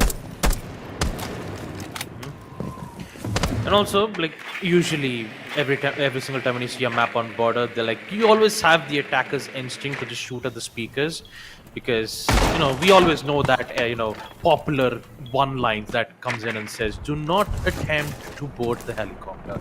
Well, It's been quite a few patches back where every time when an attacker does join in towards the server, you won't be able to hear that voice anymore. But still, we still have those players' instinct that we still shoot at it. But yeah, all in all, heading back to the round itself. Clearly get to see that the main goal for the attackers is to gain control of the second floor, towards the CC2 dome, making sure that they would have control as best as possible. But here comes the first frag. Rajar with the first frag. Good headshot, takes out Sparko all the way towards the site.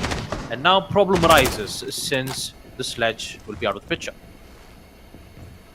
Looking for this hit as quickly as they possibly can. The Ash so close on the angle already. Snow tries to go in for the hit, but the half-wall position is just a little bit too strong for the clearance here. Tuntunir able to find instantaneous frag here already. Shannon able to answer back in kind. 3v4 now all across the map as the members of DIM. They are in for the winning here. They're able to just stabilize themselves and just be in the proper position. But then again, look at the amount of spots that the attackers have already taken through. Star starting off on the back foot. We already know that their attack side is a little bit weak on their overall approach because the players tend to not really set up crossfires as much anymore in their trade game. It's not really the cleanest. But look at that response though. Good shot though from Nerf. Immediately once the Selma breachers were used to take out the mirrors, an instant reply was also made from their end too. Time's running out though. At least on the bright side, they've opened up the, opened up the breach towards the side. Now all they have to do is just focus on post plant. But for that to happen, they need control on main stairs to ensure that none of those C4 tossers will be present.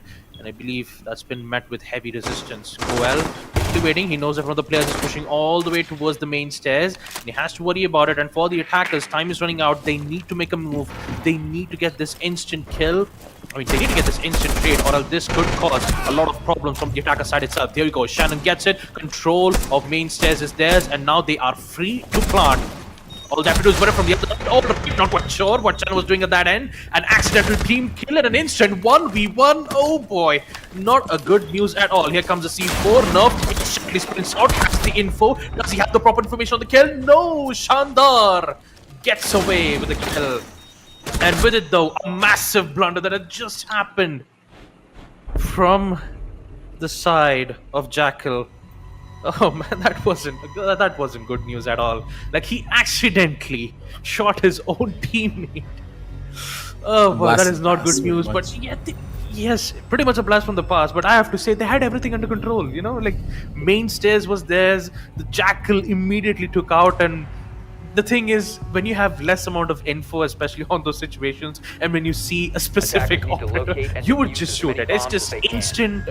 It's like an instant thing that we have in our minds. Sometimes we just can't help it. But because of that, it just converted from a 4v2 into a 1v1. Definitely not a good way for Team Stars to be going in around like this. Gonna need to see what they're gonna do next year. Ram's gonna get picked up to try and get this Teller's position opened up as much as they possibly can here. As long as this Ram stays operational throughout this entirety of this attacking half, it's gonna be a very big issue for the defenders to really get a good foothold over onto this first floor. But then again, take things slow and take things steady, because from what we can tell to the members of DIM, the defensive side far surpasses anything that they can muster up on the attack. So make use of that strength and stabilize in every way, shape, and form, because as soon as the opposite end rolls around and the second half comes in, the way that Stars play, it's just so much more different, because the team coordination and synergy just changes drastically. Snow already taking a little bit of damage here early on, but again, not really hurting the most here. The initial hit. As you can tell, all the members of Stars, they spread themselves out to just try to open up the map as much as they possibly can. Oh my god, that was a little bit too close for comfort. One of the players down to very low HP, and it was Rajar who wanted to go in for a very aggressive play, but Rajar's not going to be able to find anything done. But instead, it's going to be the player playing towards Arsenal to go in for that first opening kill. That's your Ash taken off the board. Oh man, opportunity missed, and just like that, Snow goes out. very low on HP, slow. I mean, with the smoke still being alive, this can the 3 smoke gas canisters will be very important in denial of those plants. Meanwhile, taking a look at the Ash, securing one of the most important kills. Now they're slowly making their way in towards the window, but do they know that there is a trap present all the way from below? Not quite sure. Chandra is prepped and ready. He's waiting for the right moment. They still need to wait for an info though.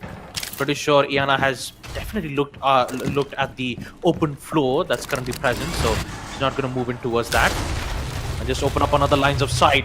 C4 though from Tuntun, taking out Sparko definitely brings the team a much more focus on taking out the rest of the players, which is a good sign. Man count has been decreased significantly.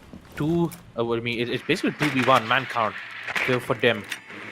Still have C4s, you still have the smokes, so when it comes to denial, everything is present on the side of first floor tellers. And now, once again, Team Stars opening up line of sight towards the second floor, see if they could find a player or two.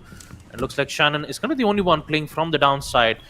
His main goal is to ensure that at least clearance towards the first floor, inspection should be their main goal. But they're losing a lot of time, 40 seconds on the clock, and for them, they're just playing it right. Absolutely. Take things slow and take it steady. The drones are going to be coming through to just try and clear out these players who are on the bottom side. Bolo, the question is, he can spawn out the player though.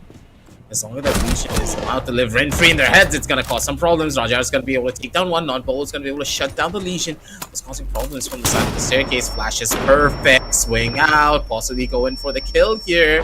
But the possibility is endless. That's going to be who gets multiple here, but immediately Chandar just comes in from the sideline to go in for the opening frag. 2 seconds left on the clock. The plan needs to go through, but no time and absolutely no chance. It is going to be another round that really just came down to the clock coming down to the very last second. You can't have rounds like this constantly going for every single fight. You need to take a little bit more of an initiative, and the members of Star are just not able to get a good read on what Dim is trying to do in a lot of these fights. Yep.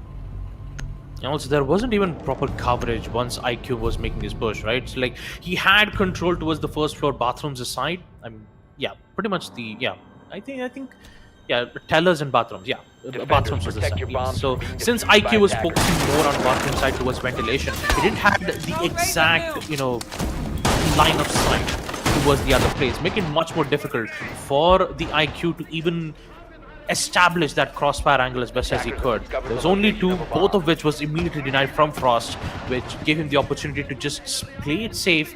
Eventually he did, and making sure that Dim gets away with yet another round win. Let's not forget, most of the round wins that we've seen Team Stars lose is almost at the end of the round.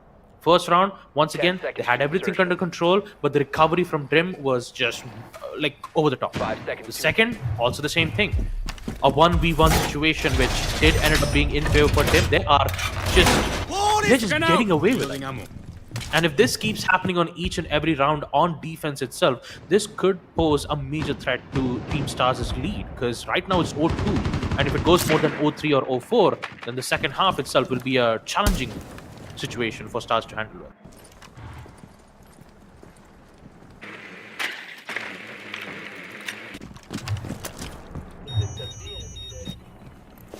Really, we can tell that the setup's been done pretty well here overall by the members of Dim in the last couple of rounds, especially with the next round coming through where the 2 sets of bans are also going to be present. I do believe that that's where the members of Stars are really going to be able to find that turning point for the overall setup. Primarily being able to shut down the Goyo, I do believe, will be one of their biggest points. Because I do believe that the Goyo has just been causing so many problems for them that unless the change-up happens soon, it's not going to be looking that great for them here. But already, a chance given. Sparko finding that opening frag onto Tuntune has been a constant one on their sides for a lot of these rounds. Pull through, gets the position done. Nerf my PP, already getting that first initial kill, but Boiler instantly answers back in kind. The shots are perfect from the side of Star, but they have not fully cleared out the position. Armory room yet to be cleared out. Immediately jumps down from the hatch. They have the opening, they have all of the timings, and they've shut it down over to a 3v3. Never mind, take it over to a 2v3 instead. As members of Dim, they're just like daggers in the night. You can't see them, but they are making sure that these frags are very noticeable to the audience. Yep, it's pretty much a magic trick. You just say just Shazam and just immediately disappear. That's exactly what's happening from Dim's end too. Securing kills, falling back to safety, making sure that the site is still theirs, and just let the attackers have control of it while the damage is being done. Breach charges will be used from Snow to open up important lines of sight. They still have a minute left. This could cause a massive problems coming in from their end. So great usage of like opening some slight patches towards the floors to open up both the hatch as well as the wall that connected towards the tellers. 45 seconds. Patience is the key to virtue for Dim. And for Stars, well, the panic is definitely slowly creeping up. Basically, the panic is definitely creeping up for them. 33 seconds. Once again, trying to find out the exact information of players' information, though. One of them gets caught out. Rajar once again securing the kill. And with it, it's a 1v3. Doing God's work out here at the end of the day. Still a chance, though, to get a little bit closer overall for this setup for themselves. The chance, present and ready. Spam does come through. They do find one kill at the bare minimum, but again, it's just the timing. Every single time the members of DIM, they're just running away with it because they have so much time to play for. And again, the members of SAR, they're just not playing aggressively. They need to play aggressive as the attackers. This is not how you are meant to play this particular map. You're allowing the defenders to just do whatever the hell they want in a lot of these fights, and you're gonna suffer for it. Yep, not a good sign. Dim, 3 back-to-back round wins on defense. And now we'll be taking a slight pause as one of the players from the side of Dim have been disconnected. So I have to wait for them to join in, and after that happens, we'll be able to resume round number 4. Ban-wise, Zami Fenrir, and of course, Montaigne and Ying. All 4 operators won't be available in play for now. But when it comes to the defender's side, I am guessing that since for the past 3 rounds, it could be either a Melusi ban or it could be a roam ban, which could happen from the attacker's end. So, I mean, smoke. they're not We gonna haven't seen a lot of smoke gas canisters, right? Yeah. Go ahead. Yeah, I don't think it's gonna be a lesion or a smoke. I think that one big problem that they're having is a lot of the slowdown utility. Yep. There's a good chance they might even just ban out the lesion. I don't know, because I don't think this is an operator issue. It feels more like that the team is just not able to get a good game plan going for themselves. Could be. But well, I mean, we'll definitely get to know once we see what the bans are. So, yep, Mira and Grim, both of them will be removed out. Yep, Mira, a very important ban once again, because Mira very powerful on most of the most important sites, especially on second floor Armory and Archives, where you always have a mirror present from both the Archives as well as the Armory lockers wall, which would make it almost an impenetrable defense. Easier for the making it difficult for the attackers to basically breach in those important walls. Now, since Mira is out of the picture, they have to find different methods of holding the site. So maybe a smoke should be more than enough, or maybe an echo. Echo's yokai drones really powerful in plant denial, Aggie. Plant denial. It's like we've never seen Echo being played in quite some time. And now, bringing Echo in the picture clearly shows that the whole strategy from Dim is just to waste time entirely. So all Echo has to do is just place a drone in a way where it's hidden and not detectable from the attacker's side. And if the attackers do wants to find those Echo drones and make sure that it doesn't hinder with their executes, they have to bring in IQ to just making sure that they'll be able to destroy those yokai drones. But it's up to them. We'll only get to see it once the route comes into play. So, yeah, we'll see what'll happen. One of the other big questions that I do have is why is there no Dokkaebi being played out by the members of SARS? Dokkaebi would be like your biggest answer to why you're playing so slow. You don't have information. Yep. You make a call and it's all over. That logic bomb alone just changes everything for your team. You can be so much more aggressive when you have that.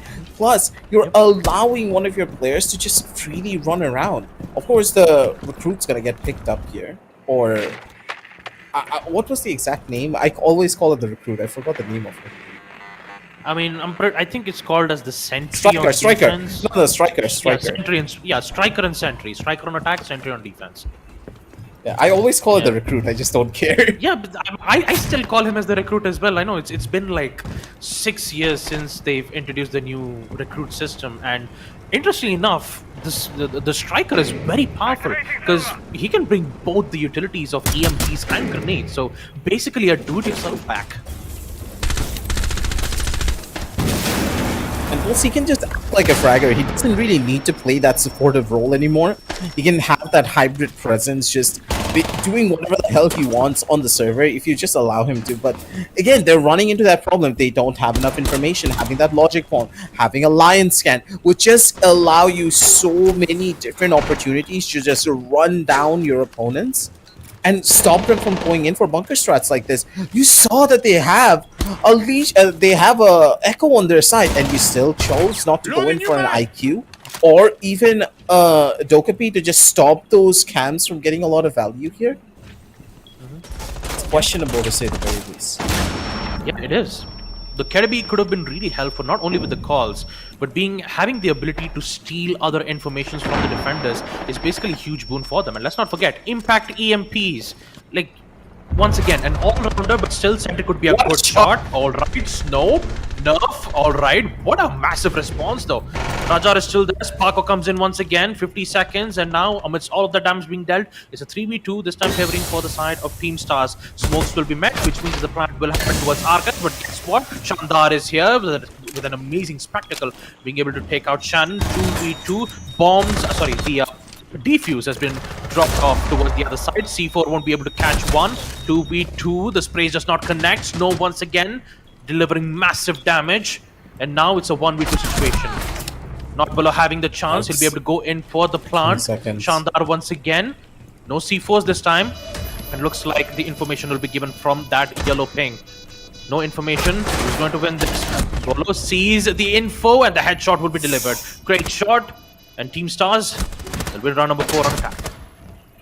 That was a little bit too close for comfort, especially with the peak coming through from the Valkyrie. That speed on that position is just so crucial, but the pre-fire was just so much better for the members of Stars. This was a bit too close for comfort, and again, the members of DIM, they ran that clock down beautifully. You cannot give away positions like this. You need to go in for a change, and Dokkaepi would be so perfect for your overall team here because of the way that the setups are looking like from their team.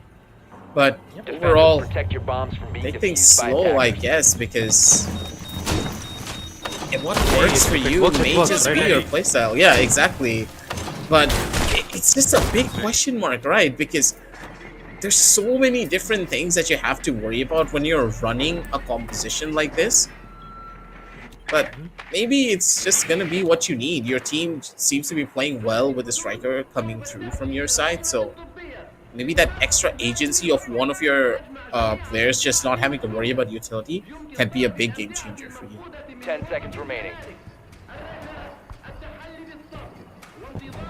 5 seconds left.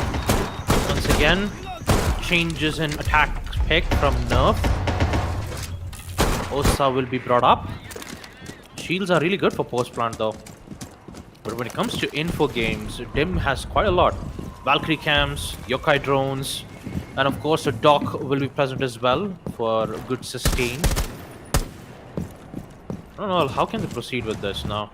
Knowing that they are preferring more over aggressive pressure, more than playing towards intel, I think a C4 should be present from there. Yeah, only one C4 that is in the hands of Valkyrie. So unless and until once that information has been received, converting those information into kills is exactly the main goal that the defenders need to go through. And for the attackers, simple push, just a simple hard breach towards second armory wall, and with it, just a simple entry towards post plant with the help of Osa shields. So let's see how it works.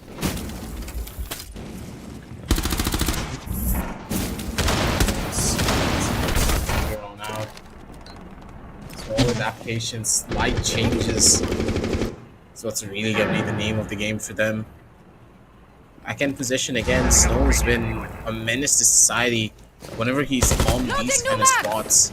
Take things slow, take it easy.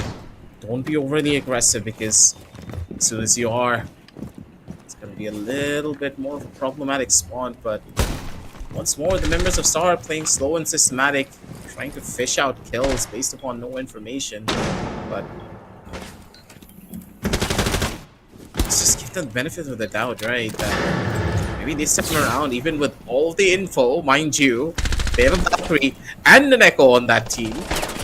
So there's like endless levels of information that's being fed across the entire map. The attackers, they are not going to be able to go anywhere for free. Yeah. And I'm not gonna lie, it would have been really helpful if they had a buck present, so that, like, if you want to take out the player who's playing on half wall, you could have just had control towards construction, use buck, and just take Jaeger out of the equation. But turns out, yeah, this is definitely going to hurt a lot. 2 kills from both Murgir and Raja, with both Sparko and Nerf out of the equation. It's going to be much more difficult, so they have to go in with an aggressive attempts. Information, so much info coming in from their end, and now 3v3 comes back as Snow gets one, Coel gets the other. They have the info on Jaeger's location, in which they finally opened up the site, but they just have to go in for the plant. A 2v2, they have a lot of information. Will we see the C4 first? No. Impact, do Impacts won't be able to secure it? Neither the C4. Okay, somehow it ends up in a post-plant situation. 1v2, all up to Shannon. And with the help of that Osashi, he is in a very powerful location right now. All he has to do is just wait for them to arrive right at the crosshairs and just secure those kills. So how will this pan out for the defenders? Info is given, one of them passed out, the second still on the other place. 1v1. Now they just have to wait for the sound of the defuse. Yeah, wait! Did he get the sound? Did he get the sound? Yes, he did. But no, he peeked out in the worst possible way. And good lord, that is gonna hurt them. 1-4, ladies and gentlemen. The players of DIM, they just get this round by the skin of their teeth. He could have just waited. He made the sound. He didn't need to go in for the peek anymore. He could have taken the opportunity, but instead, that was a risky fight. Was positions of the default plant mattered the most, and if maybe the default plant was placed in such a way that it could have had a proper angle, that would have worked out. But there's nothing that the attacker could have done in that moment. So what they could have done, especially for Nomad, is to either predict whether if he would stick the defuse or not. And that itself is a 50-50 gamble. This happens in every single FPS games, right, Aggie? Because it always comes down to whether if I'm sticking the default, whether I'm sticking the defuse or not. Because that itself is a mini game at this point. So not being able to have a proper read is exactly what happened from Nomad's end. And it's really unfortunate that he had to lose an important round like that, because they are now in a massive defensive lead here. 1-4. The side that they will go to will be none other than Puerto Rico.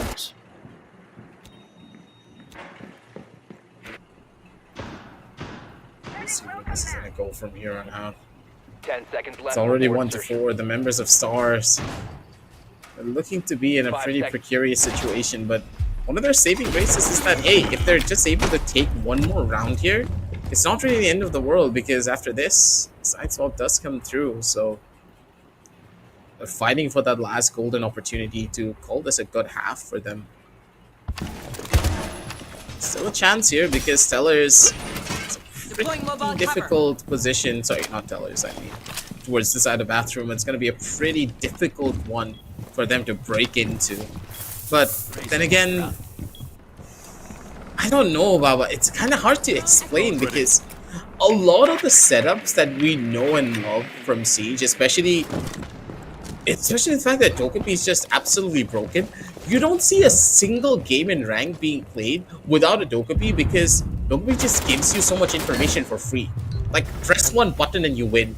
But instead here, the members of reloading, but their mechanical skill is so strong. They're able to get away even without the information. Just look at Nerf My PP and not Polo. They're just getting those frags off just because they have the mechanical skills to do it. Yep. And also a really well read though coming in from the attacker themselves, like knowing that the impact was used and a quick rotate will be made. Not Bolo just made sure that he'll be able to get that headshot. Impressive kill, and with it now for Team Stars, man count is in their hands, and for them, the only thing that they can rely on right now is the smoke gas canisters that Rajar had, and that is the only way that they could deny those plants or maybe waste a lot of time as best as they could, because almost all of the rounds that we did see from Tim's hand is that they have won through time. And that's exactly what their strong suit is, and that's exactly what they're trying to focus more onto. Meanwhile, as we take a look at the Stars' perspective, most of them are on second floor, one of them all the way from Good below. shots. Is Snow. The 416 just does wonders. A shotgun to the face from Rajar to take out Shannon. 4v2. Dim, they are still on it. But you can clearly see that the attackers are slowly creeping in on this position, and it's going to be very hard for Dim to hold on to. It's the beauty of the game here of Siege, ladies and gentlemen. Just takes that momentary lapse adjustment to really turn things one around.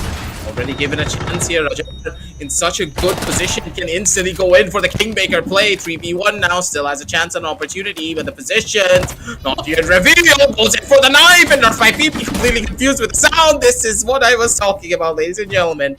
The sound of this game, you love it and hate it sometimes, because stuff like this happens a little bit too often. Yep, it actually does. Roll swap is in 2-4.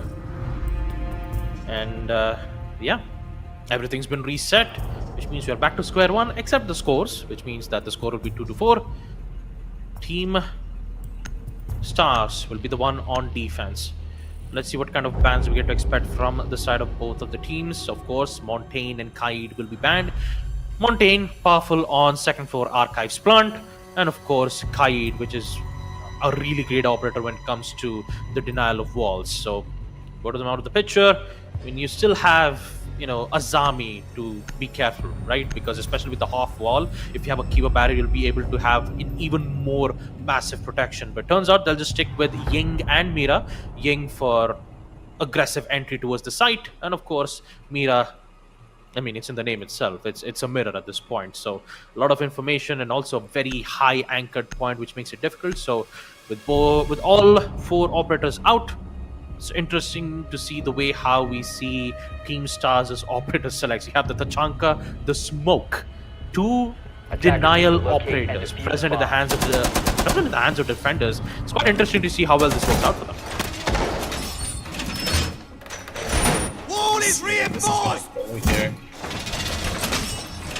For now, the swap through. This is going to be a pretty interesting fight, though, as well, from the side of Dim, because these two bans coming out from them. Something I didn't really expect. Akaid and Amira, because they understand that the vertical plays, especially with those electro claws, can be such a difficult thing to deal with. But with Thatcher still being on the cards, I do believe that this is something more of a comfort ban for them. We have to see what they have in mind, because this is something very unorthodox. While for the members of Stars, they went in for the generalized, much more standardized pickups with the Monty and the Ying. So both of these teams, they're cooking something up that I don't really have a lot of predictions for. This is very interesting to say the very least, and a big change up from the usual strategies, especially with the Tachanka coming out from the defense. I don't know what I'm watching, but I'm here for it. Oh boy. Let's see how the whole second half favors for either the Stars or for them, because alright, almost a wall to secure the kill off from the fountain side. Not a lot of damage has been dealt around, so all of them will be good. It's been a long time since I've seen Finka be in play for a very long time, but also a good operator. Say for an example, if both the attackers goes down, all Finka has to do is just use the surge to ensure that they'll be able to come back up. 1-6 once again gets caught out from the Wise Magnets. Massive protection. One of the Frost Magnets catches Rajar off the Sparko gets one, Tutu gets the other. Now instant control from security, and a chaotic mess that's happening right here. They're trying to brute force these fights as much as they possibly can. And this is what we are here for, ladies and gentlemen. The members of Stars not really allowing Dim to get a lot of that free space, making them feel as comfortable as possible. The walls being open through for the side of Arsenal. They do have a bit of an opening with the Ocean Shield, being able to give them all the information that they need, but again, that deployable shield on the opposite side, just waiting for them. And the Tachanka, he's gonna be the one to hold on to the deployable shield. Wait a minute, this is quite the interesting feat, because I don't see a situation where this is gonna work, and so he's just gonna get caught off on an angle, but maybe with this incendiaries, there's a good chance they can hold on to this, and they can't really run into this angle for free because the smoke is still there to cause all of these problems. And let's not forget, even with Tinker's Adrenal Surge being active, those smokes would be very powerful and it'll deal massive damage. Look at Morgan, he actually found one. There's another denial to be taken care of. Morgan gets both. The plant is free. And now for the defenders for Stars, they are in big trouble right now, especially with the huge boost that the attackers are receiving thanks to those Adrenal Surge. Here comes the push, here comes the execute, and here comes the massive destruction that's been delivered from them. Control is there, and now it's all up to Nerf. Very low on HP, post-plant it is, and not a lot of opportunities left for Stars to recover. Dim, impressive attack, round number 7, it's all theirs. They went in for a bunker strat onto Arsenal without a Jaeger. I mean... Grenades were flying. Vamai was present though. Dude, you know for a fact that Wamai and Jaeger go hand in hand. You have Wamai, you have Jaeger, then you play the Tachanka and you play the Smoke. So you have 4 ops who are just specifically built to hold on to Arsenal. If you were gonna get a Tachanka on the board just to go in for a salt play, you don't have a Jaeger? You can't take a risk like that because you don't have that many Wamai magnets that early on in the game, right? You're banking on the fact that the Wamai is going to survive up till the very end. Yep, true. That is a fact. So either they could have just have one denial operator like the Smoke and have a Jaeger ADS from their end so that they would have at least some protection. Meanwhile, the Smoke could have been alive in that half wall where Smoke could have just denied a total of 30 seconds. 30 seconds through just smoke gas canisters. That would have been really huge. The Chanka would have been, I mean, the Chanka, I'm not saying anything bad about the Chanka. The Chanka is a very versatile operator and he also plays a part as the denial because he can deny more than what Smoke has, but the way how to do it is very different than what Smoke does. Smoke is pretty much, you know, a throw and detonate, whereas the Chanka is like Shumika launcher and then you just basically you just shoot hellfire. That's exactly how it works. So both of them sure has the same role, but the way how they do it is very different. Reload! But it's interesting, right? Because the members of Stars, you can tell that they love to experiment and all these interesting strats coming out from this team is what I'm curious to see. Spargo again in towards the back end of this. He's on his own signatures here, but for the OSA, they have to be careful of what they do with this one. First initial fight here, Snow already trying to take the fight, but the bait was taken. Snow wasn't really ready for the 2v1 engagement. Boiler is going to be able to take out Sparko as well. That's 2 players down for the defensive side, and one after the other, the members of DIM, they're showcasing why they are the best when it comes out of this particular map.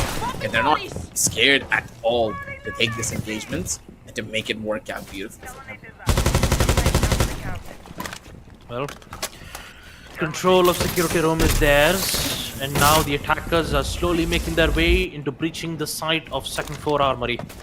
All they gotta do is just head in for a plant. You even have the OSA shield. Wait a minute, Nerf, he might be able to find one, but not a lot of information was given. Oh, that is not good. Not a good sign. It's a 2v5, almost a flawless round coming in from Dim.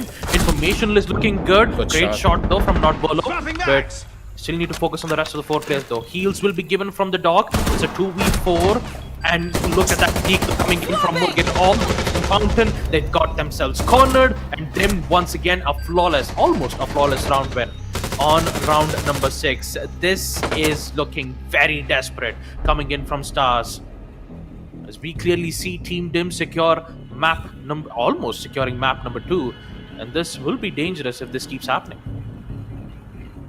I like the plan coming through from the members of Stars, but they didn't really think their plan through. This is very apparent on a lot of these fights where you could tell that, oh, we're gonna do this and maybe we're gonna be able to catch out the members of Dim off guard, but Star, they have the right plan, but attackers need to locate and defuse how do you as say many bombs as they can. It's half baked, I would say. Yeah, that's a better word for it. It's a good idea, but they didn't really think it through.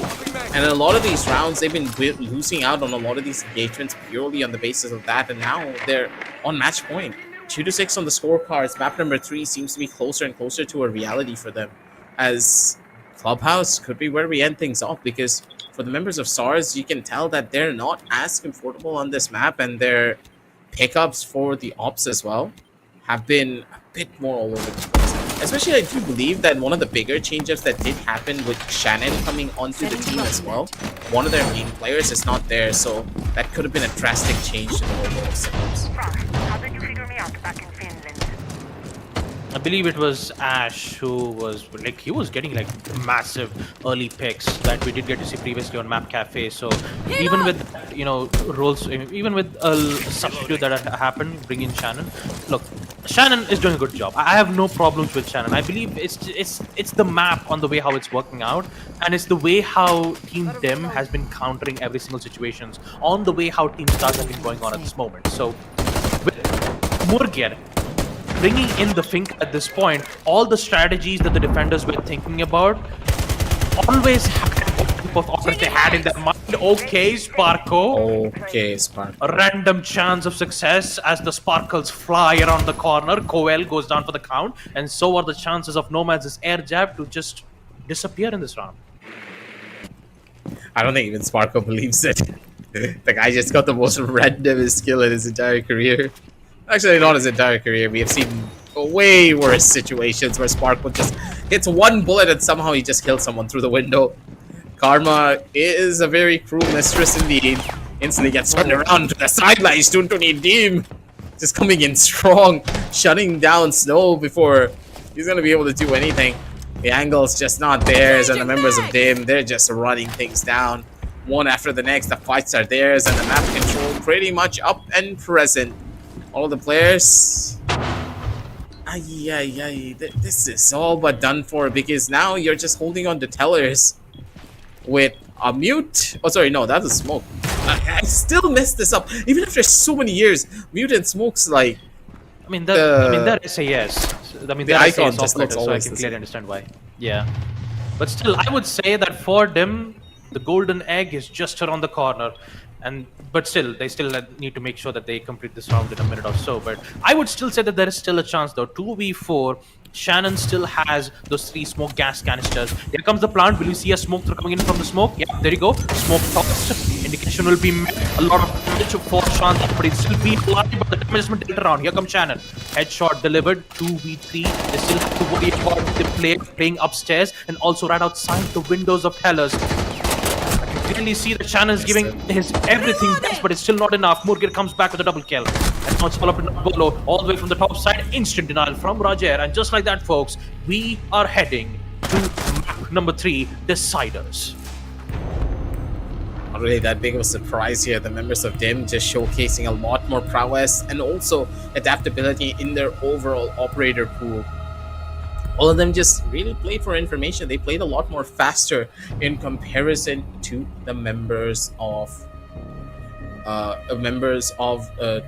Team Stars, because the way that the setups have been, the way that the fights were taken, you could tell that it left a lot to be desired for. And hopefully going into map number 3 for the map of Clubhouse, it's going to be a big change in the overall setup, because currently their team is just playing a bit too disconnected. And I like the plans, I like the ideas that they're going in for, but they need to think things through a little bit more, because a lot of these bunker strats, yeah, they're very legitimate strats that can work, but you're not really setting up your team for success. You're hoping that your opponents are going to miss shots, but that's not really going to be the reality when you're playing Siege at such a high level.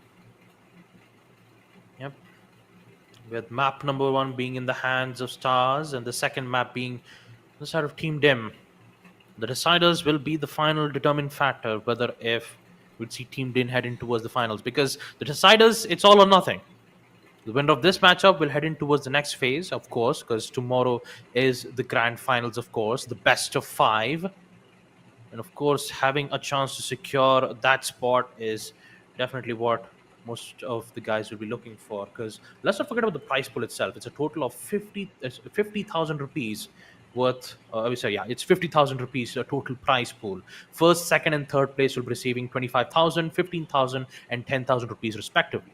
But for the runners ups as well, fourth, fifth, and sixth position will receive 6,000 total R6 credits, 4,800 R6 credits, and 3,000 total R6 credits. So even though if you are eliminated at fourth, fifth, or sixth place, you will still receive the R6 credits, which you'll be able to use it for your really great cosmetics that are currently present on Siege X, especially with the new animated calling card that's present from the Valkyrie. So at Hey, least listen, I don't want to pay $50 for that. okay, I mean, it could be expensive, but like I'm pretty sure it will hopefully change in the next future. But yeah, it is a little bit expensive, but I'm pretty sure that once we start to get a lot more future GIF type challenging cards, it will look absolutely really well. But yeah, as I was saying, 25, 15, and 10k is obviously the simple INR prize pool for first, second, and third place. Fourth, fifth, and sixth will be the R6 credits that's present, and you still have a lot more seasons to go through.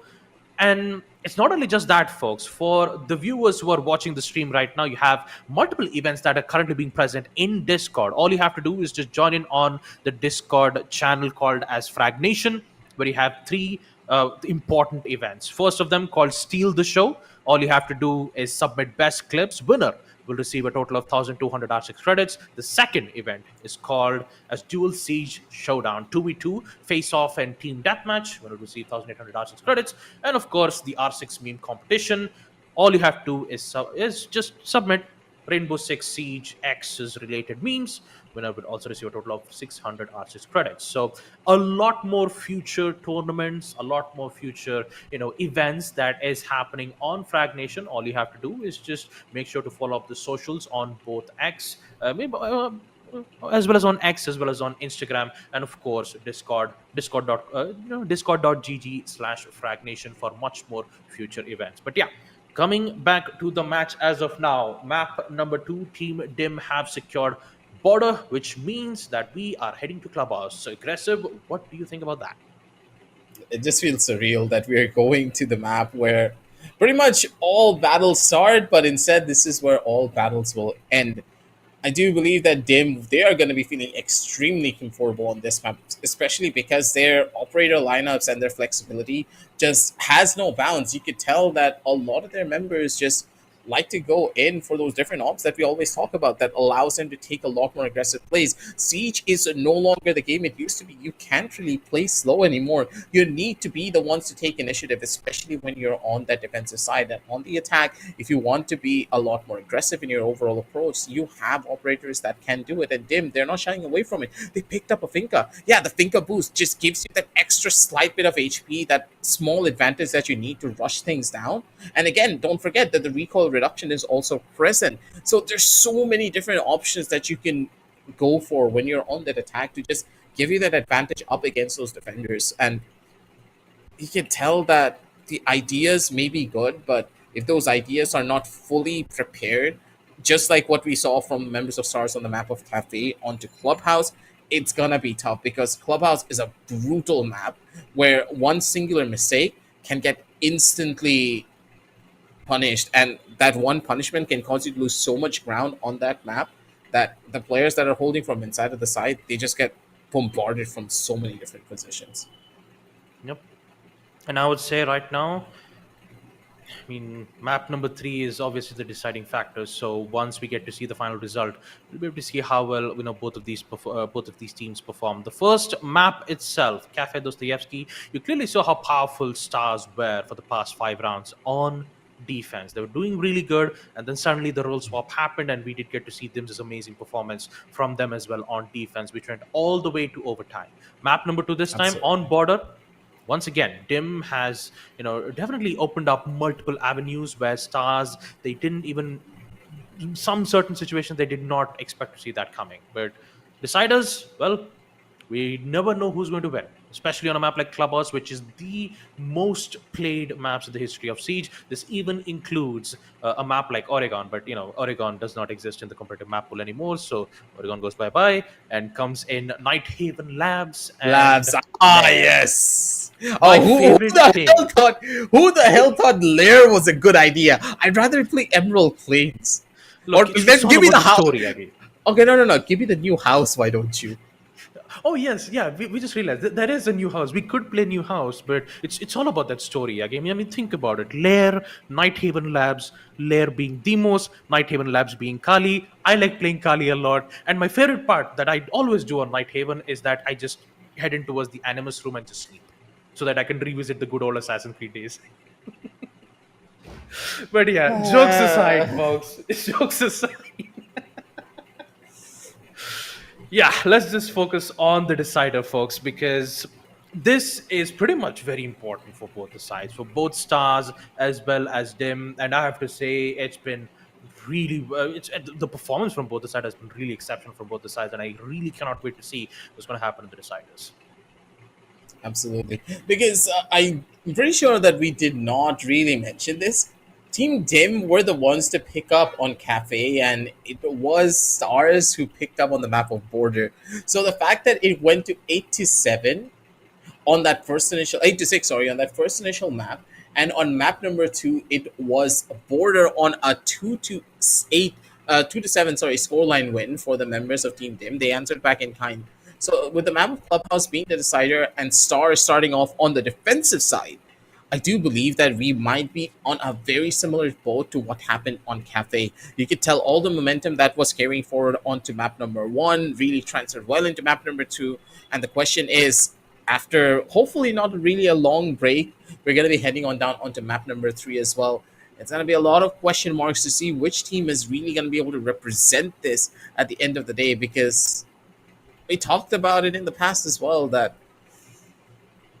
it's tough, right? Like, we always say that Clubhouse is like a litmus test for a lot of these teams to really showcase their mettle because of how basic the map is. But overall, we'll have to see where this is going to go. Yep. Well, for now, folks, let's just take a look at the match summary on map number 2, Border. So, Spark got the total of 4-8-4-8. I mean, the numbers looks really well, though, from all 5 teams from their end. But yeah, all in all, there were some great rounds that we did get to see from Snow and Not Bulo, making sure that they would at least get some rounds back in the first half, and they really did a good job at it. But the main focus has to be none other than Dim, Murger, Tuntun, Koel, Shandar, and Rajar. Morgan with a total of 9 kills, 7 kills, 5, 6, and 13 kills coming from Rajar. Let's not forget, he was playing as the Smoke, right? I hope he was playing as the Smoke, if I remember right, on the first half. His Smoke plays in the SMG 11 kills was just so on point. It made it really difficult. And let's not forget, Dim's entire defensive rounds ended on a time loss, which means for the past 3 to 4 rounds, Dim has won rounds where the attackers didn't even have access towards the site itself, and wasting a lot of time where Dim got the most advantage out of it. And next thing you know, in the second half, they did the same opposite, right? Especially they were on attack, they immediately get control. They went in towards the default plant, and once again, they did an exceptionally good job at that, which means that map number 3, Clubhouse, will be an interesting one, because most of the strategies that you would expect, most of the strategies that you expected will be the similar ones, but especially with the new bank chases that we are going to expect, we will see some major changes, folks. But for now, for map number 3 to commence, a short little break.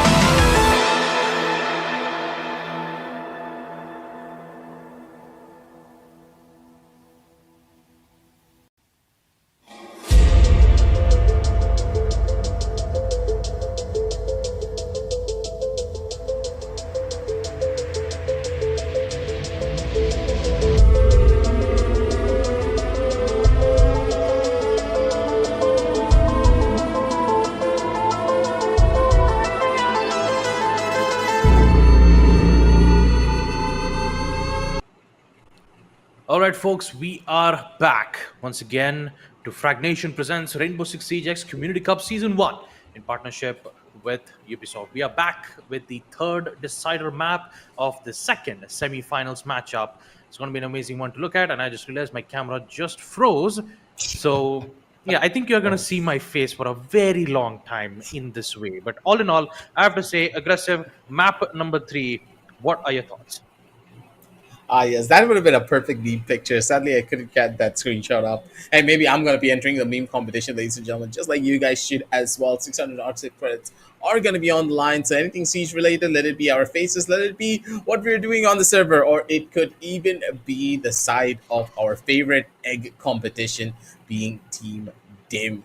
We don't know what to expect when it comes down to the map of Clubhouse, because both these squads, they had more than enough time to go back to the drawing board, set everything up, and really showcase to us exactly what Siege is meant to be. All right, so map number 3 decider is unlocked. So when it comes to the band phase itself, it's just interesting bands. Of course, one will be the Montaigne, second will be Thatcher. And of course, on the side of defense, it's Kaid and Azami. Azami very powerful on Garage, and of course, Thatcher being able to easily disable electronic gadgets through second floor cache. So with both of them out of the picture, they need to find a different methods to head in towards the site. And of course, since when it comes to the hard breaches, Ace is still present, shouldn't be much of a problem. And of course, you have the Capitao, which is also a really good operator when it comes to flushing out certain players who have a very powerful positionings, especially on towards Garage, with the help of his fireballs. So, without further ado, folks, round number 1 will commence. The winner of this map will proceed into the grand finals of the Nation Community Cup. So, I wish these both teams the best of luck.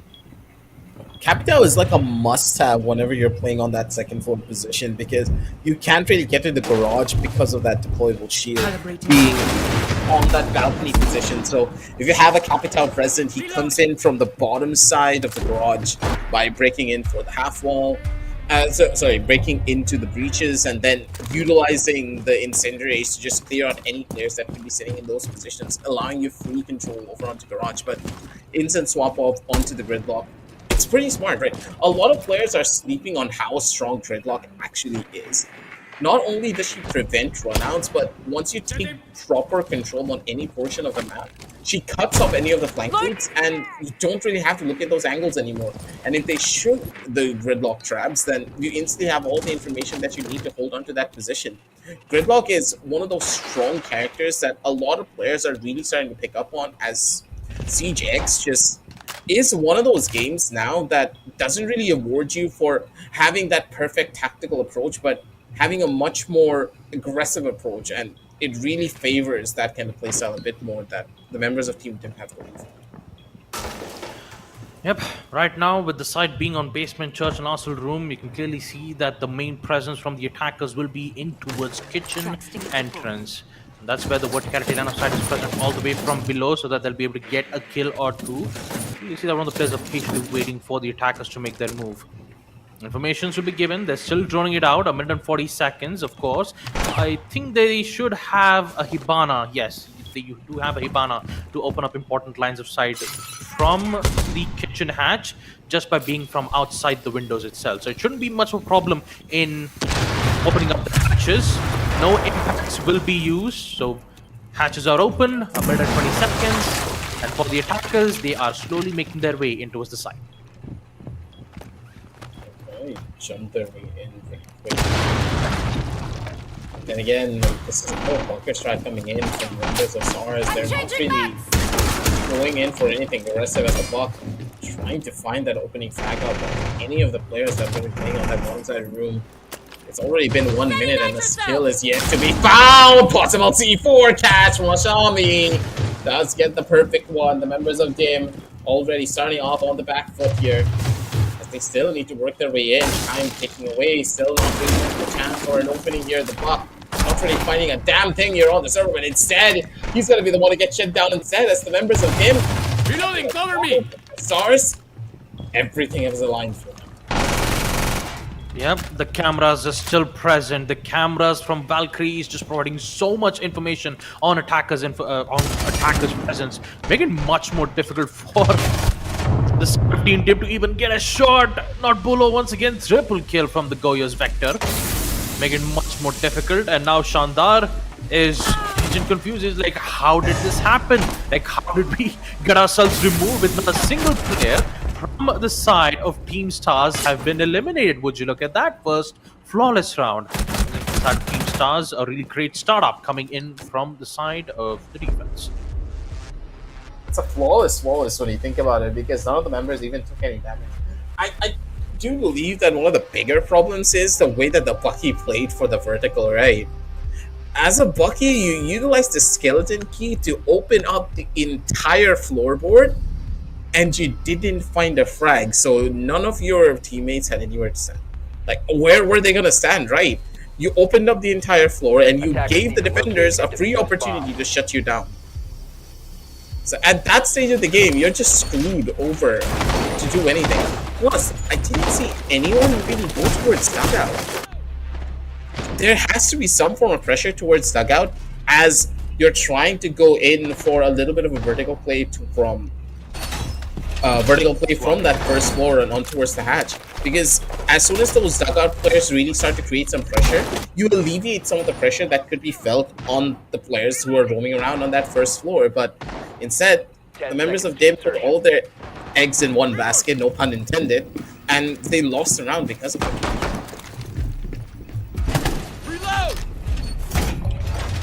Well, we'll see how well it's going to work out on round number 2 itself. Action phase will be met. So are the rest of the players. And also, I just realized that the players from the side of Team Stars, I believe Ashami has returned, so that he'll be able to play map number 3 Clubhouse. So since Thatcher has been banned, you still have the secondary EMP impacts that can help them in disabling important lines of the important gadgets that can be present. There you go. Tuntun is present, so is Ace. Doesn't have any problems in opening up the breaches, or maybe we might see some denials perhaps. No denials being met. The castle's armor panel, despite being present on second floor gym, it will be opened up pretty quickly, and with it, chances of pressure will increase all the way towards jacuzzi. It's going to be quite the interesting game indeed on how this is going to go for them. So overall, you can tell that the approach has been a bit more on the more systematic side of things. As for now, slow and steady wins the race for them as the opening wall towards server is open, but they still need to play a little bit more for information. Vivanna giving them the space that they need, but Vivanna yet to get a lot more info over towards the players who are moving on towards the gym side. A little bit of a hairy situation for them as Snow takes down the first one. Rajar needs to take a backseat almost immediately. This is going to hurt them going in for back to worse, but never mind. Snow overheats for the position, and Coiler is going to be the one to bring him back down to earth. 4-4, ladies and gentlemen, for either side. As any form of advantage, again, comes to a full halt to calm before the storm pretty much from both these squads. As What? oh, hey, hello? It's just that was a That jump looks like scare. some kind of horror movie. What just happened? I just saw a sprinting castle just move on from center to the other side. He just works in, gets those 2 kills back to back, and now the site is free real estate. Everything is opened up. Now it's a 2v4. This time favoring for the side of them. Only 33 seconds left. Where is the plant? There you go. The plant is present. Do we see any denials? The C4, I believe no C4s. Post plant will be present, which means that the chances for Team Stars have been reduced. And I've got to say that one single Walton from second floor gym is a proper way for the attackers to get those kills. And what a range though from the grenade. Like all the way from the He was 1 flanks. HP. Yeah, he was just 1 HP, but still, that is a very long-range grenade kill nonetheless. But yeah, for me, I just looked at a castle just sprinting towards the other side, and I just got a jump scare out of nowhere. That looked like something straight out of Phasmophobia. It's just like, here, yes, I'm holding the angle. Then you notice, like, you know those wolf costume, like the Halloween costumes that we have in Siege? It's like you see the Halloween costume just pop in front of your screen. least on the bright side, like, he didn't break the fourth wall by looking at the camera. He just went in towards left or right, because if that happens, oh boy, Siege might be a horror movie if you just played your cards right, you know? Hey, remember back when Siege used to have those night maps? Most of the maps are not nighttime anymore, but back then, that would have been even more scary. Oh boy, night maps. I still remember the first time I played Chalet in a night map. All I saw is a huge beacon of light just just covered up the entire map. But yeah, night maps, I really miss them. The night maps from Siege actually brought a lot of different varieties on how you approach on the map. It definitely had a massive change on the way how you play a game, because night and day basically brings a lot of changes on the way how you play with your operators too. So yeah, really well. But yeah, focusing on the round itself, Snow with the first frag, Coel goes out. And with it, the hard reachers won't be available to open up the hatches, but you still have the ace too. You still have the ace as a backup. I'm trying to make this one work. Fenrir now getting picked up. A little bit of a strong one at that. Especially on this position here. Capital, not really that big of a surprise getting picked up here. Just to give them an easier access control over towards Garage. Frost. Pressing for the deployable shield. To try and get a good workout here at the bare minimum. They need to find these positions and clear it out. Mugi taking a good chunk of damage here from this Capital. He needs to try and survive for as long as he possibly can, but it's really seemed to be the reality that they would have wanted. Has an even more of a stronger opening. We can see that Mugi is making his way in. Players opened up the positions, and now Garage seems to be right for the picking as long as Mugi is able to survive this one. Yep. Spark was taking quite a lot of damage. Murgir also the same. And with the breaches being opened up on second floor CCTV, the drone works will be provided to give some important information. 2 fireballs will be used towards Garage, and Tuntun finds one. Rajar getting the other. The control of Garage is theirs. And now the tension starts to grow around from the side of Stars. Ooh, caught from the Frostman trap. Not to worry. Well, not for long. Snow will be there to confirm the kill. And boy, oh boy, this is what happens when you don't clearly look at the drones, because Frostman trap really did give them the advantage that they need. Because back again, the control of Garage, yeah, it's still, I mean, Murgir still has it. But the time, look at the time though, it's only 57 seconds. And this could cause a lot of major hassles for the attacker if they don't go in for the plant right away. Yeah, the Fenrir gadget's still causing issues as per usual. Not really giving much away here. The amount of info present on this map is just such a big problem for them to break into, especially with the Fenrir still holding down the line with so many of the gadgets in hold. And now it's just snow. This one player causing so many problems. Secondary in hand, ready to go in for the frag here from the sideline. It's maybe a little bit too overconfident here, giving Shandar a chance to try and maybe go in for a clutch here. But the Legion's position, completely unknown, gives away his spot. And possibly a pre-fire could be the thing that catches him. 30 seconds left on the clock. Playing for time here, the Legion doing this one smart. He's not giving anything away, and with the pinks coming through from the camera, he has nothing to really worry about. Can instantly go in for a run-in, possibly go in for the kill, but instead, he plays it slow, doesn't play it risky, but the chances and the opportunity just instantly slips away. Shandar just gets this clutch out of absolutely nowhere. A criminal of a play. He heard the sounds and he instantly went in for the pre-fire. No, this was Sparko's round. What happened? Like, they had the info. He was basically planning on default. They even yellow pinged. He could have just headed towards top from below and just go in with a simple pre-fire, but oh man, the pressure. Oh no. Oh man, I almost felt that. For a brief 2 seconds, Sparko thought, you know what, maybe he might go in for a fake. So he decided to stay put for a little bit, hoping that he would get out, but turns out he didn't. He stuck with the plant, and Sparko lost. This was his round. Oh man, Sparko, you almost had it, man. What happened? The info is also present through the bulletproof cams. You even had the yellow pings. This was supposed to be a 1-2, not a 2-1. Man, it's really unfortunate. Really unfortunate.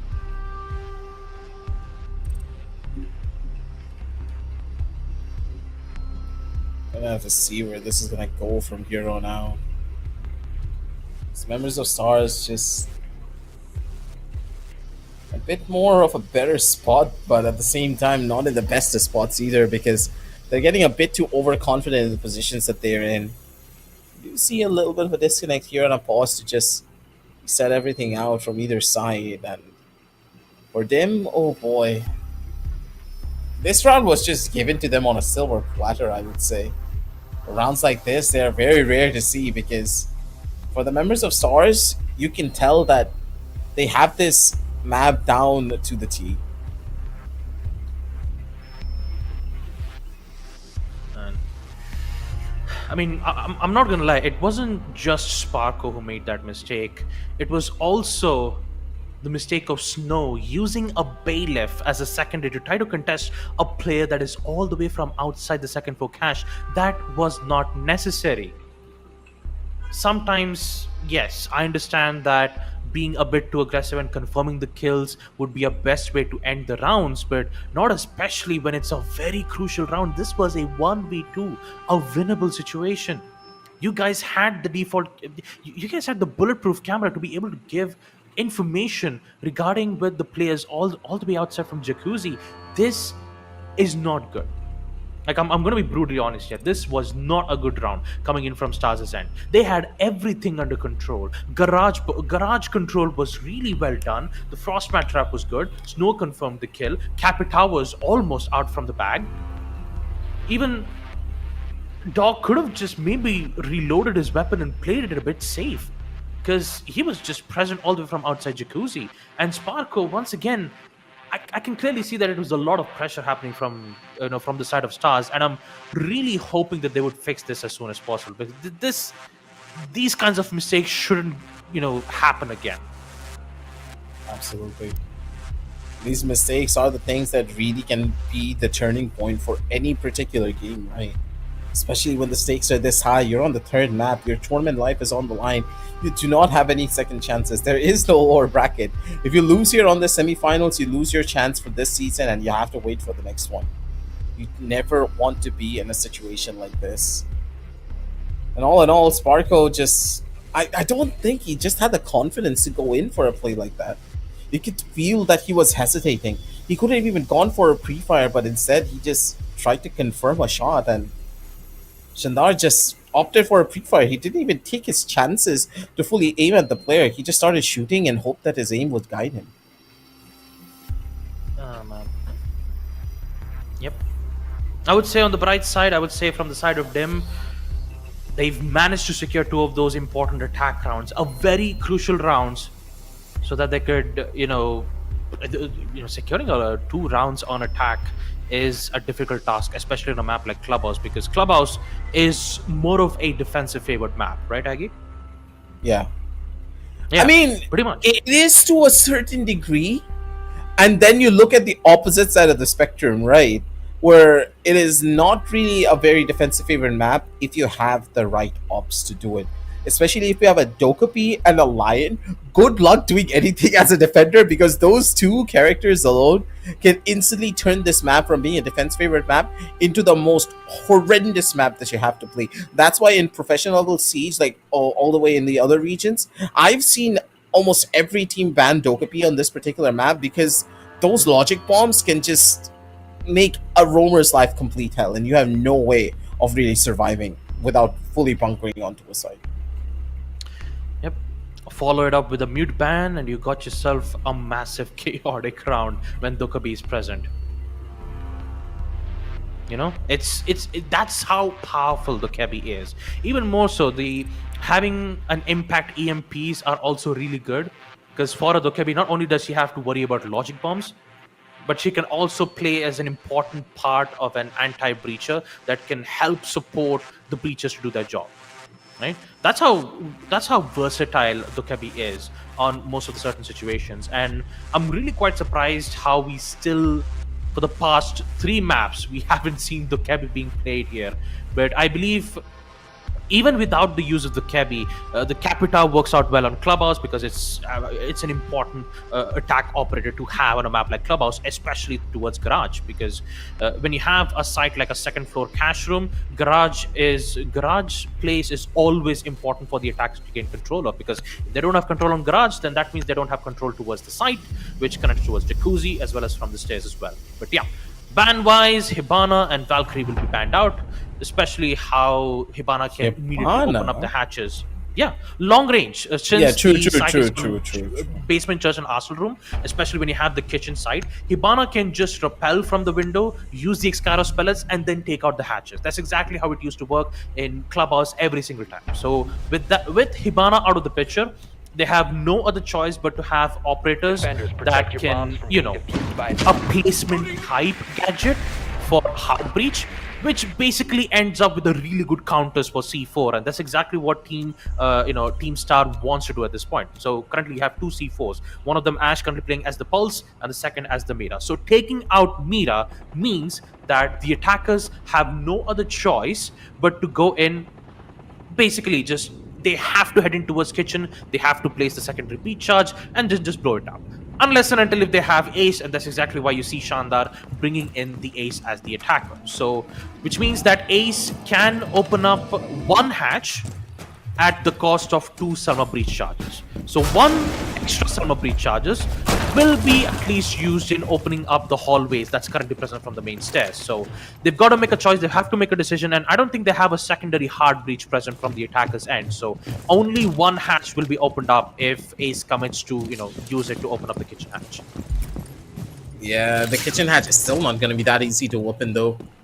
One of the saving graces for a lot of this is the fact that Kaid is not being played out here, so that's going to give them a small chance to make sure this does get opened out, but this Pulse is a very worrisome thing to deal with, because that Pulse alone can just feed out so much information to the members of Star that as long as he's alive, I don't think that Dim is going to get anything for free here. Especially with the positions of the smoke being played out as well. The Pulse is just a glorified drone now. He's just gonna sit inside of the site and not have to worry about a damn thing. Yep. There you go. Cardiac sensors, good for info. A lot of information will be given towards kitchen itself. The counters for it, sure, IQ can definitely help pinpoint Pulse's location, but I believe the attackers don't have that yet because they have a Finca, a Lion, and of course a Gridlock. Gridlock really great for, forcing the rotates off, basically making the roamer's life a living hell at this point. And for Lions, EE1D scanners, instant information where the defenders might have no other choice but to force move, which could help in indicating their location. It always comes down to timing in the end. So right now, Dim is taking that sweet time in opening up the kitchen hatch, and the other hatches will be opened as well without having any issues from that end. There you go. Playing this one smart. Already good positions coming in from either side. But don't forget, this is the members. This is exactly what the members of Star wanted. They wanted to play for this full-on bunker. And kitchen hatch completely being ignored here. I do believe they're not even going to try to open this because they know there's a good chance there's a lot of C4s waiting for them. That could be a big problem, but at the end of the day, this plan is very well thought out by the members of Star here. They just need to execute it properly, especially with the smoke being able to hold on to a lot of these power points. As long as they live, this could just work. 30 seconds left on the clock. The smoke has still yet to use any of the canisters, so as long as he just survives and uses his utility properly, this is going to delay the push over to a crawl. And that's going to be Snow with the first kill too. Here comes the smoke gas canisters, but not at much time. Oh boy, Snow is going to be really careful. Meanwhile, Morgan on the other hand, and Shandar, both of them. Aggressive attempts, it will work out. Nerf. A lot of chaotic scenes happening from the side. It's a 1v2 all up to Kodal. Needs to find 2 of the players. Where are the rest of the defenders? They are playing it safe. They're going to play accordingly to time, and with the Team Stars will win round number 4. I'm not going to lie, Maggie, this is one of the most longest rounds I have ever witnessed, where we just ended up coming back to a 30-second meta push at this point. And I really had to wonder. Kitchen hatch wasn't even open. they said, you know what, let's just open up the main hatch instead and focus on going for drop downs and heading in. Snow, great job on taking out the player all the way from blue, but that slight mishap of the smoke gas canisters not being able to hit all the way towards the doorway could have been protect your a bombs from being massive defused blunder by that could attackers. have, bring Team Dim secure that round out in the first place. But yeah, I'm not quite sure what exactly happened for the past 2 minutes, because Dim were like dazed and confused. It's like, what are we supposed to do now? Like, Pulse is present. He's, in towards kitchen. The only hatches we've opened was towards mains. Kitchen hatch could have at least brought a lot of problems where defenders would have forced to play around the hatch. Maybe, play in towards tunnels, play in towards the boxes near towards blue, and this is exactly where it could have helped the attackers pinpoint and remove the certain defenders that were present. But they took quite a lot of time for this, and I'm not quite sure, going with that option was a good idea here. Adding some protection from grenades. It's gonna be an interesting fight indeed. Because the way that the members of Star are playing now, they're playing this one very smartly. Again, it just goes back to the ideology once more. On one side, you have pure raw mechanical skill. On the other side, you just have endless levels of experience, especially with Sparkle. Being a person that has been playing competitive Siege since the dawn of time, you can tell that it's really working things out, especially with the calls that they're making. Even if they miss out on shots, you can't really say that the team is not playing incredibly well. Bandit trick, now he's here. First wall to get open through, but instead it's gonna be a Maverick. Complete jabait and a half, the poor guy. He was not expecting that, though, was he? Yeah. They're Smart fucking move. Yeah, that is so smart. You can tell that Nerf IPP was like, oh wait, they're just gonna try to put it with the thermal. Psych. Yep. A Maverick to your face. I can clearly see why Maverick was banned in the previous match, in the semifinals first match. Maverick was pretty much banned almost every time on a map like Clubhouse, and I can clearly see why, though. A quick example of how it would work out, especially on the attacker side. If a bandit chose to, stay in there, might as well make a whole lot of it and force the bandit out of that place. They secured in doing so. They have managed to save a lot of time for it, 1 minute and 30 seconds. Now the biggest question is, how will they get control in towards garage? That's the biggest question. Loading new magazine. We're gonna have to see where this is gonna go now.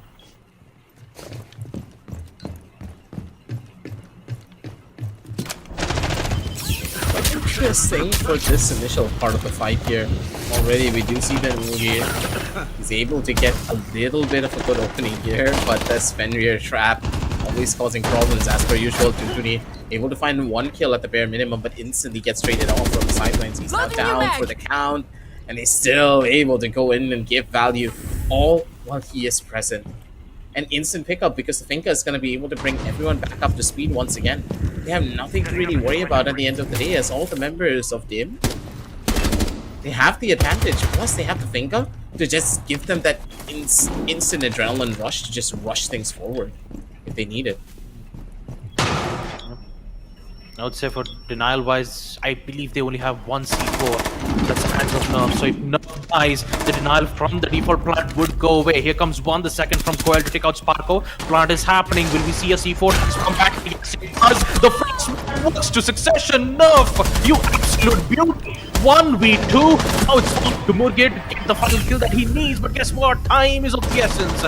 And Team Star has worked wonders on this defense. Really well played coming in from Nerf.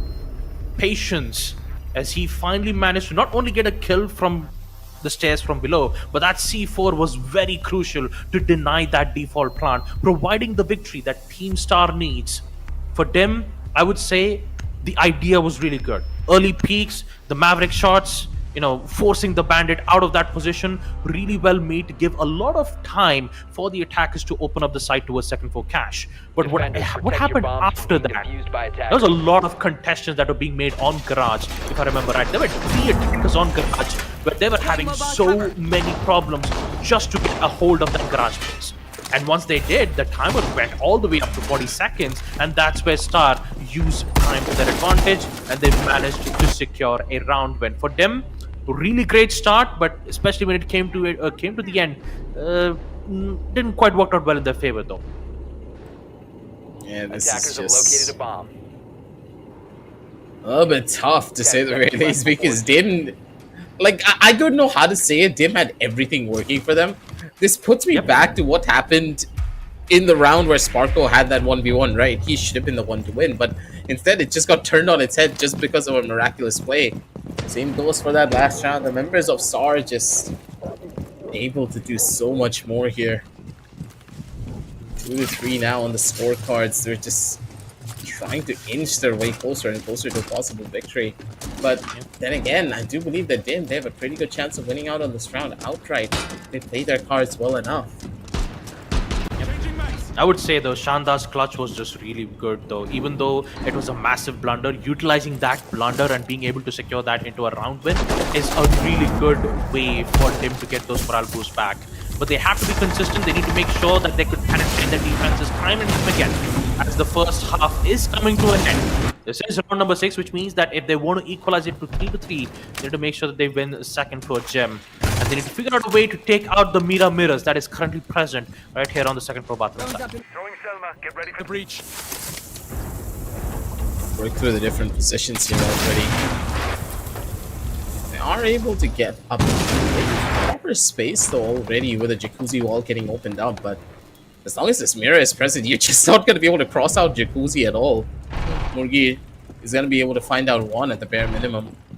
Favorite chicken, not really played like a chicken whatsoever. The aggressive nature of these plays is what we really want to see. Again, mirror window broken out, but the position that the mirror has is just so difficult to try and isolate here. They need something to try and flush out this one mirror, but I don't believe any of them have nades to really do it. Yep. Right now, Ashami in a very difficult spot. It would be best to fall back and retreat safely back in towards the site. And for them, they are very close into securing this site. They're having some massive hassles towards the player playing in towards Mira, and also not Bolo, who is currently playing very close towards the site too. Losing a lot of time, the attackers needs to make a move. So here comes the drone works with some vital information. They have information on Mira's whereabouts. They also have information on Legion's whereabouts as well. How will they go ahead with this? Do they have flashbangs to basically head in towards the site? Yes, they do have 2 flashbangs, but Legion is currently in a big trouble. Doesn't have any information on player playing in towards construction. Peaks will be made, mistakes met, and Rajar, great shot. Attacks will be made towards second floor jet. They're gonna be able to run their way in. The Mira not really finding a kill that they would have wanted, but Snow is still alive and kicking. Morgan Demon's gonna be able to find one. Shotguns comes through. That's the super shot for you, ladies and gentlemen. Up close and personal for even more trouble. They find the kill. Mira just needs to survive. They runs on away. C4 and possibly going for the frag here from the sidelines. Doesn't get the kill. But at the end of the day, there's still a chance. Nerf my PP all down to him to try and go in for this 1v3 clutch. All of the players very low on HP. Tries to go in for the run across. Immediately stops the plan to going through. And this is the play. And these are the miracles that you need. The players not really watching the corridor here. Just allowing the bandit to walk in for free. You knew where the bandit was. No, it's Dim's blunder. No. Oh my god. They had everything under control. Like, they even saw a C4 toss that just happened on the main stairs. What just happened? What happened to the rest of the 2 attackers? Oh man. I would say this is twice.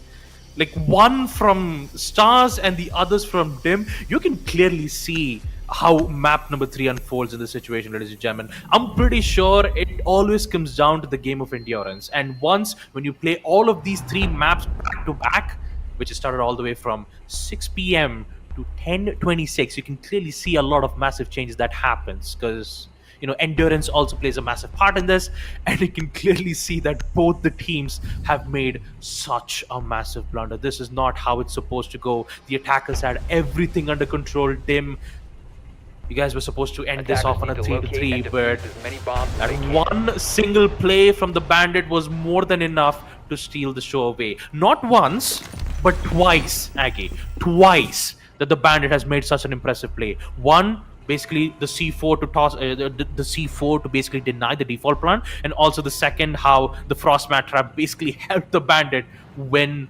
an important 2v4 disadvantage clutch. And now Dim, man, this is wow. I'm not gonna lie, these types of mistakes are definitely causing a lot of blunders 10 from both the seconds left sides. before insertion. Second half will be met, so are the bans. 5 Fenrir, seconds Kaid, Capitao, and Montaigne will be the opponents that will be banned in the second half. So Dim will be on defense, and this time it will be Stars who will be on attack.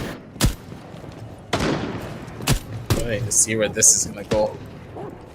Gonna be quite the interesting game, that is for certain, because both of these squads, they're making very significant mistakes. And the fact that they're able to capitalize on these mistakes, some of these ones are not even mistakes, right? It's just like a once-in-a-lifetime opportunity that you're able to grasp. It's like going to America because you're living that American dream. You just grasp at straws. I'm reloading. Oh yeah, literally. I wish Jack was here. It would be so much better if Jack was here. I could make that joke all that often in this particular match.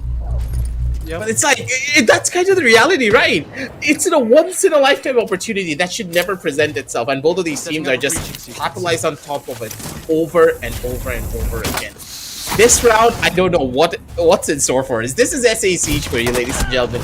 You can never expect what to happen, and Nerf by PP just threads the needle beautifully, catching the player behind Moto like that. It'll be done. 4v5 already. As this garage hold should have been impenetrable, but instead, oh, this is gonna be a tough one to try and hold on to. Yep, and since Azami is not banned, the garage control will be much more difficult for the attackers to make their move. Sure, you can destroy it with a simple mags, but how would you deal with the headshots from Azami? Murger, great shot. There goes Ashami, and with it, the man-count advantage still being in favor for Team Stars. The problem would be the garage control, but looks like they're losing a lot of bodies towards the other side. Great shot once again from Koel. Headshot pick up Sparko. It's a 2v2 situation. Murgir still alive and kicking in towards garage. And of course, those shields are definitely helping him survive. Oh no, Koel! Oh, Koel. He had such a good angle, but somehow the read from Notbolo was just so accurate. Information is present too from the white pings. Murger is in big trouble right now. The whole side has been compromised. They at least have some information regarding with players' positioning though. But how will they enter in towards cash? There's some will be infos given. Praise Gomez, who will win? Oh boy, Murger on a triple kill. The golden goose, the golden egg might be in play. What a shot! In God's name was that, Nerf? What in God's name was that? Oh! Sent him to the Shadow Realm with that one. Oh my god. If you guys are wondering that, marksman weapons like 416 and the Dokebi's marksmanship aren't that great, why don't we just take a look at that once again, huh? Why don't we look at that again, huh? Look at how powerful DMRs are, especially in close range. Because my god, dude, no way you're telling me DMRs are powerful at that point. In a game where one-shot headshotting is a thing, you could be running the worst pistol in the entire game and still one-tap someone. yes, it's like I'm watching John Wick. That shot was like a John Wick moment. It's like True. So just a quick flick. Boy, oh boy, what a way to end this off. Let's not forget, this was 1v1. Murger, I have to say, his hold on Garage was absolutely phenomenal. The guy has done an amazing job holding on in towards Garage. He just managed to, take out two of the players who are making their way in towards the Garage entrance. And the sad part about it is that Stars didn't even thought about opening up the walls in towards Garage. They didn't had a lot of hard breach capabilities that was present from their end, so they had to brute force their way in towards second floor cache instead, in which they did. They opened up the cache, and once they realized that Garage control won't be in their end, they decided to enter in towards the hatch that was present towards construction. I mean, the backside of construction is what I meant. So they actually got an opportunity. They did get like multi-kills from right out of it. And once Murgir says that, you know what, I got Garage, I have it in my hands. And then he looks from the left and be like, wait a minute, where's the rest of my teammates? No one is existent. What happened? And he's all by himself in a 1v2, almost a clutch, but would have been really great coming in from Dim's end. But yep, in the end, I believe it was the 416 marksman rifle that ended up finding the final kill. To see where this is gonna go here. With the pause being taken, I do believe that the players are still trying to fix some stuff out, but overall, you can tell that the members of Star, they are going to be going in for the much more interesting setup, especially with the line getting picked up. I like the fact that they're going in for stuff like this. They're facilitating a lot of these aggressive plays. This is why agents such as Lion, Dokupi, even Finka exist to a certain degree, where they just allow you to be a lot more aggressive than you normally are. I do believe that in the patch notes, there was a couple of changes to Zero as well to make him a slight bit better, or I kind of forgot. What, did Zero get any changes? I would say like changes from Zero. I believe that he was Zero now has a secondary hard breach. I believe that was the change. True. Yeah, a secondary hard breach from Zero, so that not only he'll be there for intel gathering, but also he could use to open up 10 lines of seconds sight. to Yeah. insertion. Yeah, a lot of teams have started to experiment with Zero as well, because 5 the seconds level of left before intel that he's insertion. able to give you, if you do know how to play that op, because I do believe that Zero is probably one of those ops that a lot of people sleep on, because he isn't as strong, but at the same time, now that he has that secondary hard breach as well, it gives him that extra bit of utility that he was missing previously. Like, and a lot of teams have started to experiment with it as well in other regions. I guess, like, again, like, SA is one of those regions that are deeply rooted in tradition. They will not try out different things unless, you know, it becomes the Howard meta. Yep. Now, well, with round number 8, I would say for Stars being almost on match point and them only securing 2 rounds on attack, this will be a major challenge for Dim to secure. I could say that history repeats itself in the first half, where it can happen from a massive comeback like we did get to see on Map Cafe Dostoyevsky. It could also be the same repeat, well, not for long. No. Opening has received 3v5, Sparko and not Bolo, both of them just doing God's work. Man, what just happened? Now it's an entire 3v5. Garage is down, so is the second floor cash room.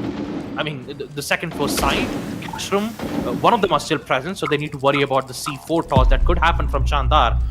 They figure out a way to find the information cam that is present from second floor. They'll be able to have a cool breeze going in for a default plant. Once again, Castle, aggressive attempts towards Garage. He will find one. There goes a Shami. And the second one, holy cow, there goes Paco. 3v3, equalizer is in. Dim is back on track. Absolutely. Should have gone in for the line scan a little bit earlier. Somehow this castle is just doming people into the next dimension here. Not a single headshot missed coming in from Tuntuni's team. But at the same time, the members of Team Dim still have a lot more work, a lot more of their work cut out for them. Castle, possibility of an ace is on the card here. Quad kill for the Castle. The headshots reigning supreme. Last player already spotted. Positions dodged. Just needs to land as the first ace in this entire series. Castle whiffing out on a couple of key points here. This is his chance. The ace is not going to be a reality, and it's going to be Snow who possibly could go in for the clutch. But it will not be the case. They gave him a chance to go in for the ace, but the choke is always going to be there, ladies and gentlemen. But for the members of Team Dim, this is an opportunity, a second chance that they were hoping to get to really make this work on a 3 and 5 score. Yep, 3 to 5. Side being on basement church and Arsenal room. Almost an ace coming in from Tun Sahur. Wait a minute, that's not the name of the username. Oh my god, I just got Tuntunid. Oh man, I call my niece Attackers need to Tuntun. locate and defuse as many bombs as they It's like an can. endearing term that you give to someone as well. Yeah, it's just my mind just went brain rot mode for a sec. I just ended up saying Tun Sahur. But yeah, either ways. And before you start the Italian brain rot as well. Tralaleo. Oh man. Bombardillo Crocodillo. Yes. Wait, yes. Bombardillo Crocodillo. Anywho, let us present round number 9. 5-3 Team Stars, almost on match point. And Dim, 10 seconds I left believe before their insertion. journey of a comeback is yet to begin. Winning their defensive 5 seconds round to go. previously on second floor cash. This time, they'll be defending on basement church. Oh no, disaster struck. Sparko goes away, and I believe hopefully they have a time to come back. I sure hope so. But I believe a pause will be requested at the end of this round. But for Team Stars, they'll be stuck in a 4v5. Oh boy. Yeah, this is not where you want to be, especially in a round like this. You could have easily gotten yourselves on the match point, but possibility of a 4-5 scoreline is now on the cards already before the round even started. Vigil will get picked up here. That's going to give so much headspace and room for them to play for. But look at the amount of space that Snow is able to find. Instant push towards the side of Dugout. He's going to be able to find a good amount of value, but the Pulse catches him out almost instantaneously. I love the utilization of this Pulse to just feed through information across the entire map, with the Vigil being the one to drastically go in for the chain jump.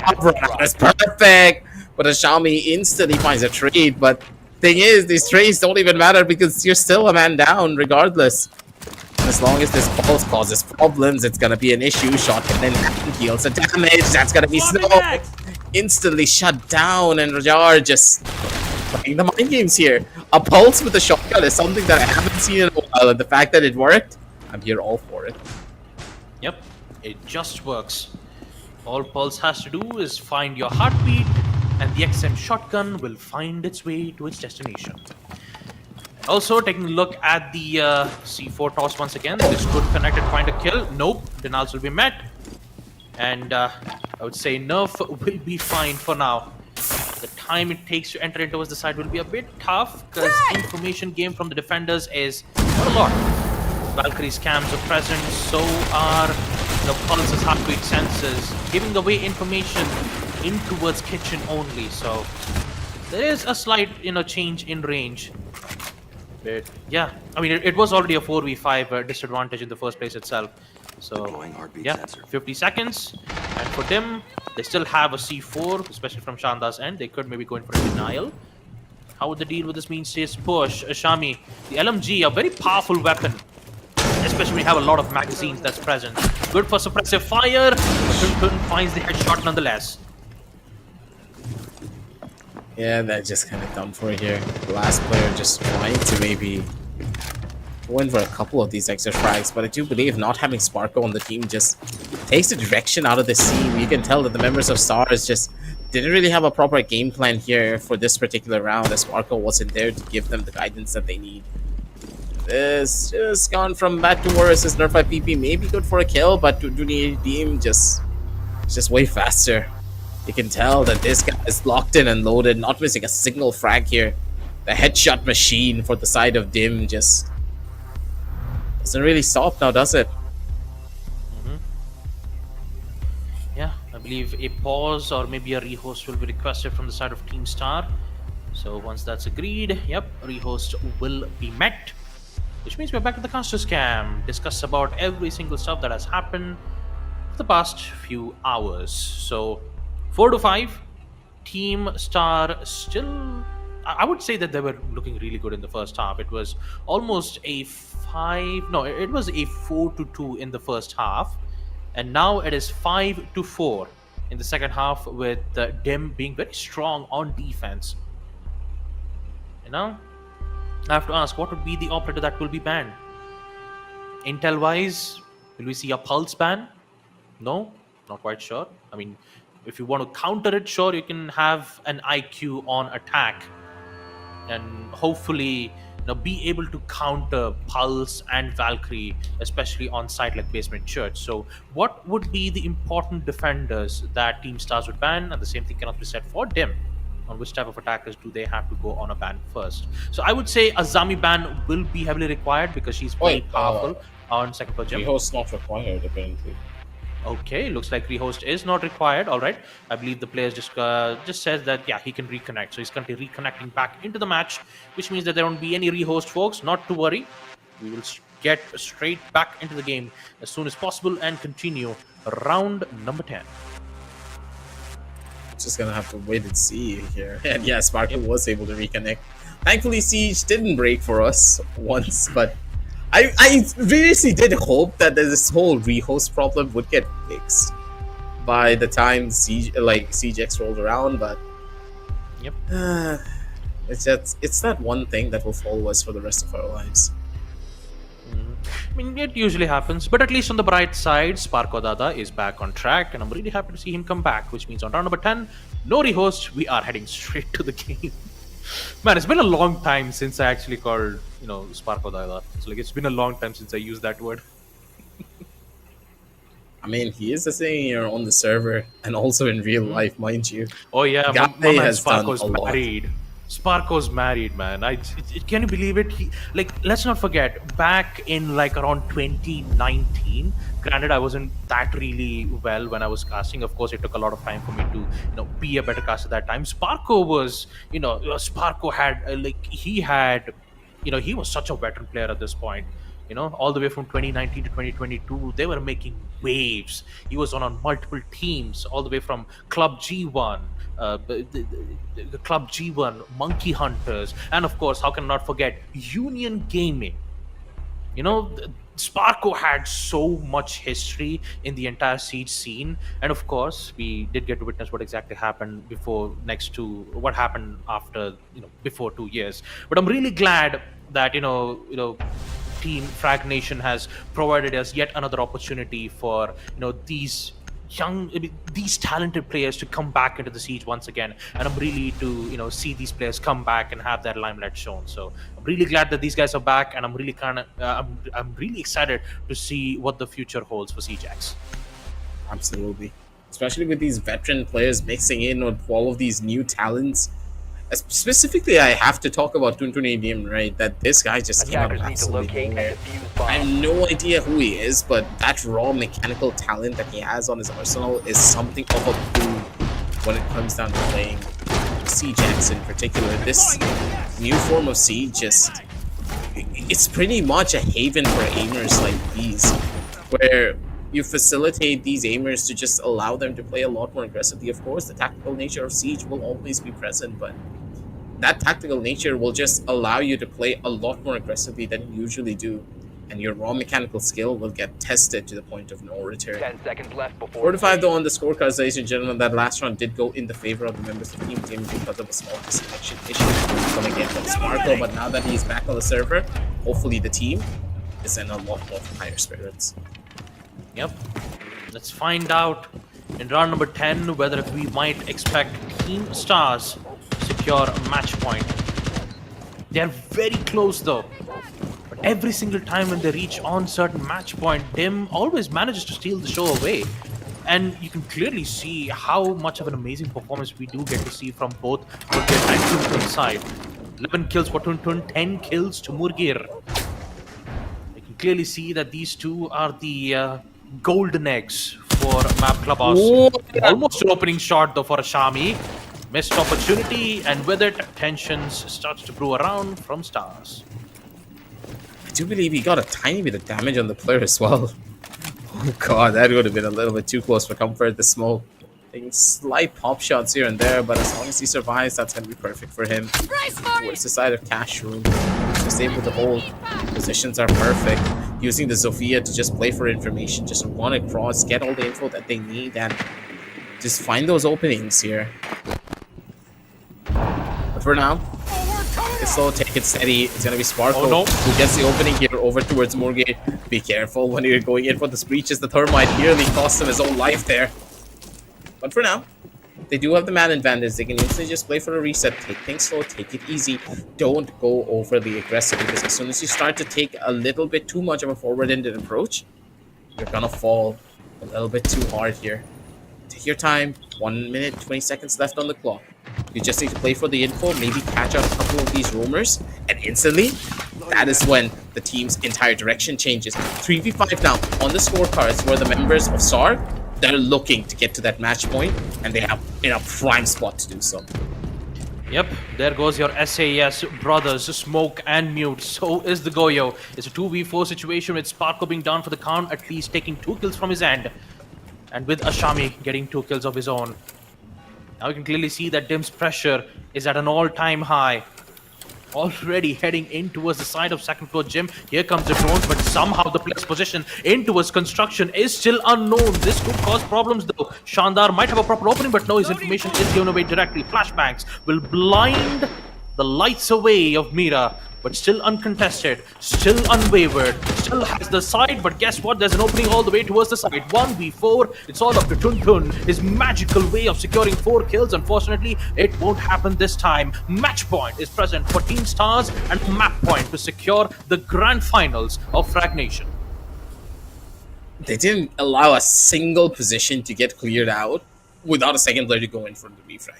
You can tell that Sparko as well, being on that sideline, he just came back and he was on a tear. Being able to catch out Mugi right at the very beginning just put a stop to a lot of those aggressive plays that the members of Team Dim are known for. And as soon as those aggressive plays were shut down, you could tell that Dim just did not have the space to make things work. They were being corralled like sheep straight up into the butchery. None of them were ready on what to expect moving on from that particular loss there. Because Morgan was primarily the one who sets up the pacing for a lot of the rounds, right? And it's just hard because Dim, they had the right idea to try and take that fight, but to lose out on a gunfight like that, especially up against Sparko, when he was, I do believe, not in the best of positions, it's just tough because you could tell that Dim just were not prepared for it because Morgan just had such a good position to hold on to that fight, hold on to that angle, and one unnecessary duel just costed them everything. But hopefully on this particular round they're going to be able to bounce back from it because there's no more second chances after this. It's map point, map point, series point, and honestly speaking, championship point as well for one of these teams because if they lose here, there's no more second chances. You don't have that lower bracket run anymore to give you that safety net. Yep. You've gone all the way from above and beyond. And just like Buzz Lightyear once said, to infinity and beyond. You went all the way up to map number 3 deciders. And for Dim, they have to make sure that they make 0 mistakes. Because if they do, it's all over. All the work that they have done all the way from map number 1, 2, and 3, it all comes down to this. Sights on second floor cache, breach has been opened up from Stars, garage control is present, Azami is still not banned, which means that the control from garage will be so powerful for the defenders. How can Team Star get away with the control on garage? That's the biggest question.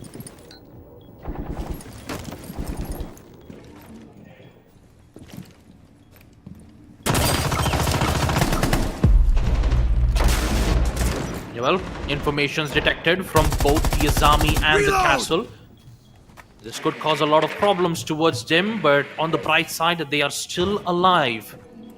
I just realized that they don't have any C4, so they will heavily rely on Vulcan shields and smoke, and those smoke gas canisters to ensure that they would be able to deny a lot of time, especially on default plant. So they have to figure out a way. The control on first floor is present. Shots will be met. Castle, almost an opportunity, but there goes Murger. Control on garage is up to the attackers, but how do they deal with the other place?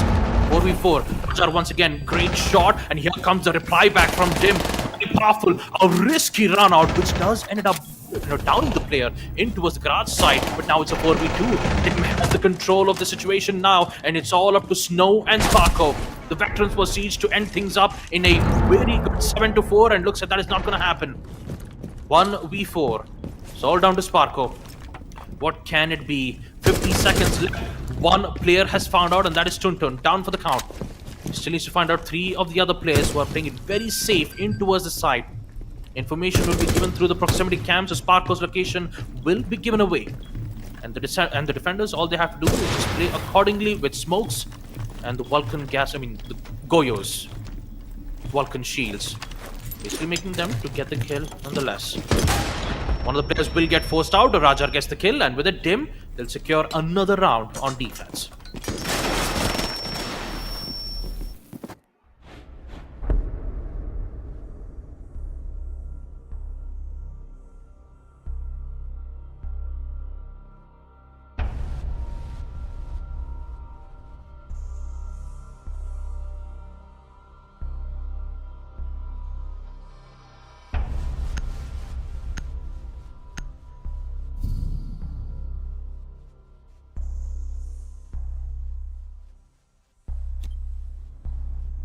Attackers need to locate and defuse bombs. All right, folks. Yeah. All right.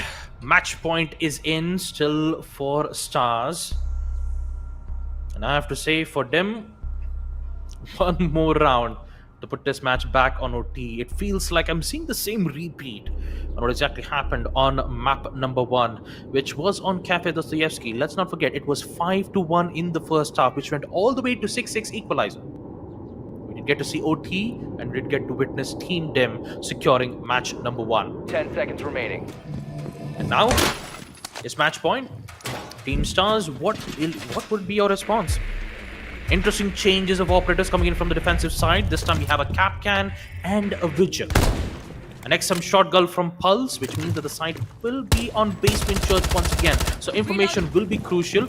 You did get to see the attackers swapping from IQ, hoping that, maybe focusing on taking out the Pulse would be their main priority. It turns out a roamer is present, which means that they'll be focusing on taking out the roamers first and then slowly heading towards focusing on the side. I believe that's exactly what's going on at the moment. The Beast present finally after so many rounds, folks. I finally get to see a Dukebi being brought out here from Nerf. This can definitely help in giving out important informations, followed up with the impact EMPs that will definitely help them in pinpointing the exact locations. And since Mute is not present from the side of the defenders, bringing in the Kebi is definitely a good idea here. Interesting hiding spots from Tuntun. Here comes the call, here comes the info. Vigil will be in big trouble, so he has to run away. C4 toss, I'm pretty sure he should be safe. Nope, it does not. But at least on the bright side, Sparko will secure in placing down the secondary hard breach, which is necessary to open up the hatch in towards kitchen. So it was a huge risk that Sparko had to take, and he evidently did so. Heartbeats are present. Pulse has the info. C4's tossed. All it needs is just simple information that will be delivered from Pulse's end. All Pulse has to do is say the word, and the Mira just have to click the button instead. Calls again for the second time. One player lost from Team Stars. A lot of tensions brewing around in towards the kitchen side, and they're losing quite a lot of time. XM shotgun not being able to find its mark, but at least they'll have some information from this end. And here comes Vigil from the backside. Murgin, headshot with the SMG-12, gets to take out Nerf, and here comes Snow back again with the 416. 4v3. The tension increases to grow around in size as Snow comes in back again to take out yet another roamer. 2 roamers are down here, folks. And it's just 45 seconds. Now they have to focus on the side, which is heavily anchored by a Mira, denials from Goyo's Vulcan shields, and of course the Pulse's cardiac sensors, which gives quite a lot of information from their end. Time's running out. Team Stars, if you have to make a decision, it needs to be now. There you go. That's the opening. Ashami finds the important pick. There goes Pulse. There goes the other from Koel. It's a 2v2. All eyes are on this round. The Vulcan shield, 10-second denial. It is so crucial for the defenders to have those time limits. But here comes the drop down. Ashami has the diffuser in hand. He has to go in with the default plant. No C4s, mind you, which means that they have to go in with simple. Huge risk will be taken. It's 1v1. They need to get it. It comes to Koel. All the way from blue, denying the plant, which means, ladies and gentlemen, we are going to overtime.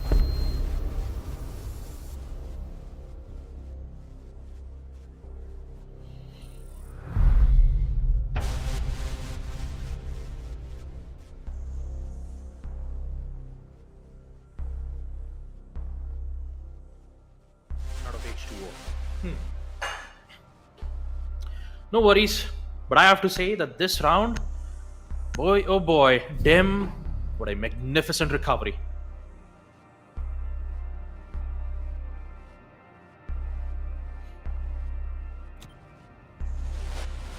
Defenders, protect your bombs from being defused. And also, if you guys attackers. are wondering what happened to Aggressive, he just had a little bit of, net connectivity issues, which means that, yeah, I'm the only one here, but not to worry. I'm just hoping Aggie will be back soon, and once he comes back, we'll be able to, talk together and discuss about the way how this match is going.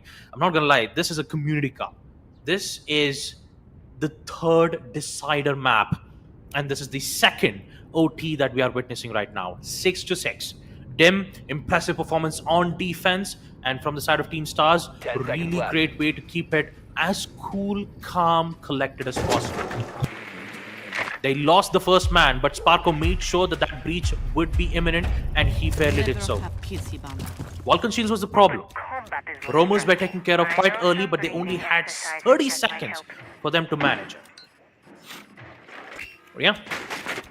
Action phases in. Team Stars. 6-6. You've given Team Dim the opportunity of an overtime match point, which means that Team Dim can steal this map away. Will you let them steal it, Stars, or would you prove that you can still handle it out? Team Dim have made an exceptional job on defense. Their defensive playstyle is really good. But now it all comes down, I mean, in the end, it all comes down to this now.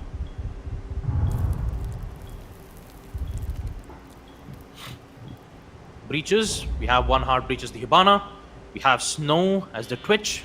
Here comes the calls again. This time they don't have a mute, which means that it will be easier for the attackers to find the exact locations of those said operators. But how can they handle with the C4s? I believe they have a total of 2 C4s at the moment.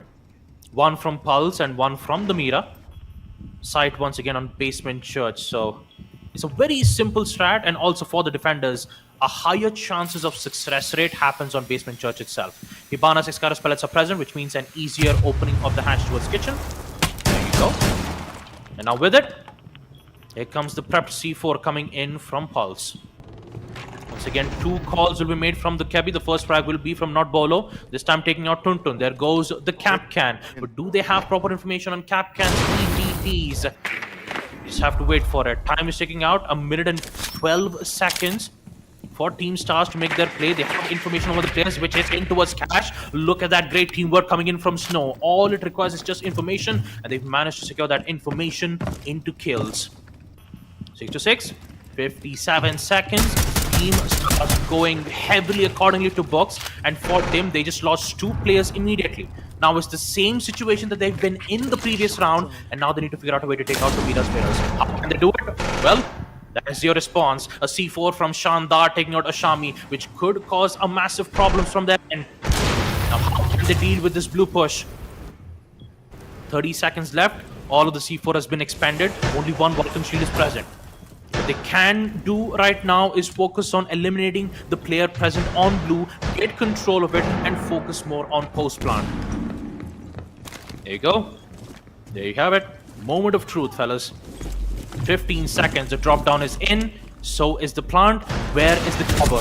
The cover is the important one, but here comes a denial from Shandar. Beautiful shot. A lot of times when taking around, Dim has this on the bag. The denial is present too. Here comes the plant from No. Snow is there with protection. 2v1, and the denial has been met by none other than Dim.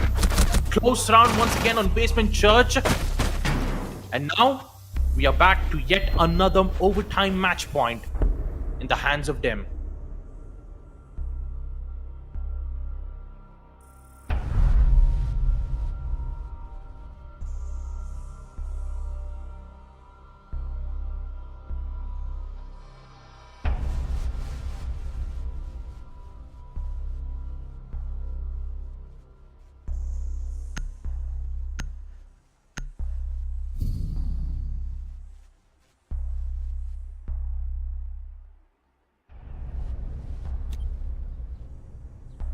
Defenders, protect your bombs from being defused by attackers.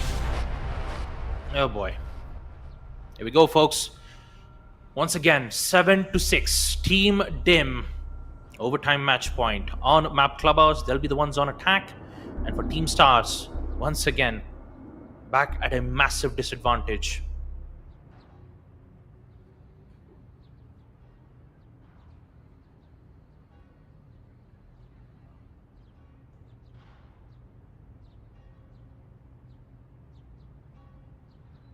Ten seconds left before insertion.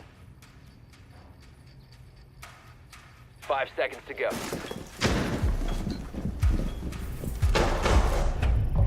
Cowards spend so much time in the shadows. Spoken by someone who fails to see its benefits.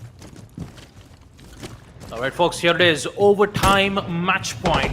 Dim One more round to succeed. All they have to do is secure one round of attack. And the same thing can also be said for Team Stars. One round of defense and it will be there. Oh no. Oh man. Definitely a siege moment here, folks. It is what it is. It's a 4v5. So, yeah, you know exactly what's going to happen here. It is, I mean, I'm pretty sure the match, the round will continue, of course. But the chances for Team Stars have just increased all the way up from 50% to 70%. But taking a look at the attackers, or operators, you still have the important soft breaches, and I believe one of them was a hard breacher ace, which was heavily required to open up the hatches. And now, since the hard breacher isn't present, things are going to be a little bit difficult. Actually, no, you still have the secondary hard breach that's present from Fuse, so the hatches will be opened up without a hassle. And since Kite is not present, they don't have to worry about stuff being electrified, unless and until we might see an impact being tossed around from the defenders. A simple impact trick towards kitchen. No impact trick towards kitchen. They don't have the impact. They don't have impact nades, but instead they only have nitro cells, which is really good for confirming kills, especially when you have Buck and the Sophia. I just realized I just said Fuse. I do have to apologize for that. It was Sophia who has a secondary hard breach. But nonetheless, focusing on the round at hand, a minute 16 seconds, you can clearly see that the Dim's aggressiveness is working out quite well. Snow is very low on HP, but he still survives. The smoke gas canisters will make sure that the hatch drop won't happen. And clearly, you can see that time is definitely favoring 4 stars for now. C4s are present, and of course the Dreadnought mine is also present as well, making it difficult for the attackers to even make their push unless and until they haven't cleared it out. But the drop down has to be made nonetheless. Do they have controls on tunnels? Do they have control on main stairs? Well, we're about to find that out right now. Immediate plant, not quite sure if it goes exactly because the C4 is present. So is the smoke gas canisters. Sophia still committing for this plant. Murkir, my goodness. The commitment is huge, even with massive denials. That did not work out. They thought that the smoke gas canisters would help out in securing this, and now it's all up to them. They have got the plant. It's only just 30 seconds. What a miraculous play coming in from Murkir. He committed for the plant, and now dangers struck around from the defensive side. Here comes the massive action. Denial will be made. So comes the denial of the grenades. It's a 1v1. Tun, he still has the grenade, and here comes the denial from Dim. Zimzalabim! And just like that, Dim will secure this massive matchup all the way from map number 1 and 3. Ladies and gentlemen, Team Dim are your victors for the semifinals matchup for Fragnation. And they will head into the grand finals, which will be a best of 5. And oh boy, was it a match to see. The commitment from Zofia. And of course, the defenders were like, don't worry, we still have the smoke gas canisters. I'm pretty sure he's just going to walk away from it. Well, there's a saying for that, and that's called pros don't fake.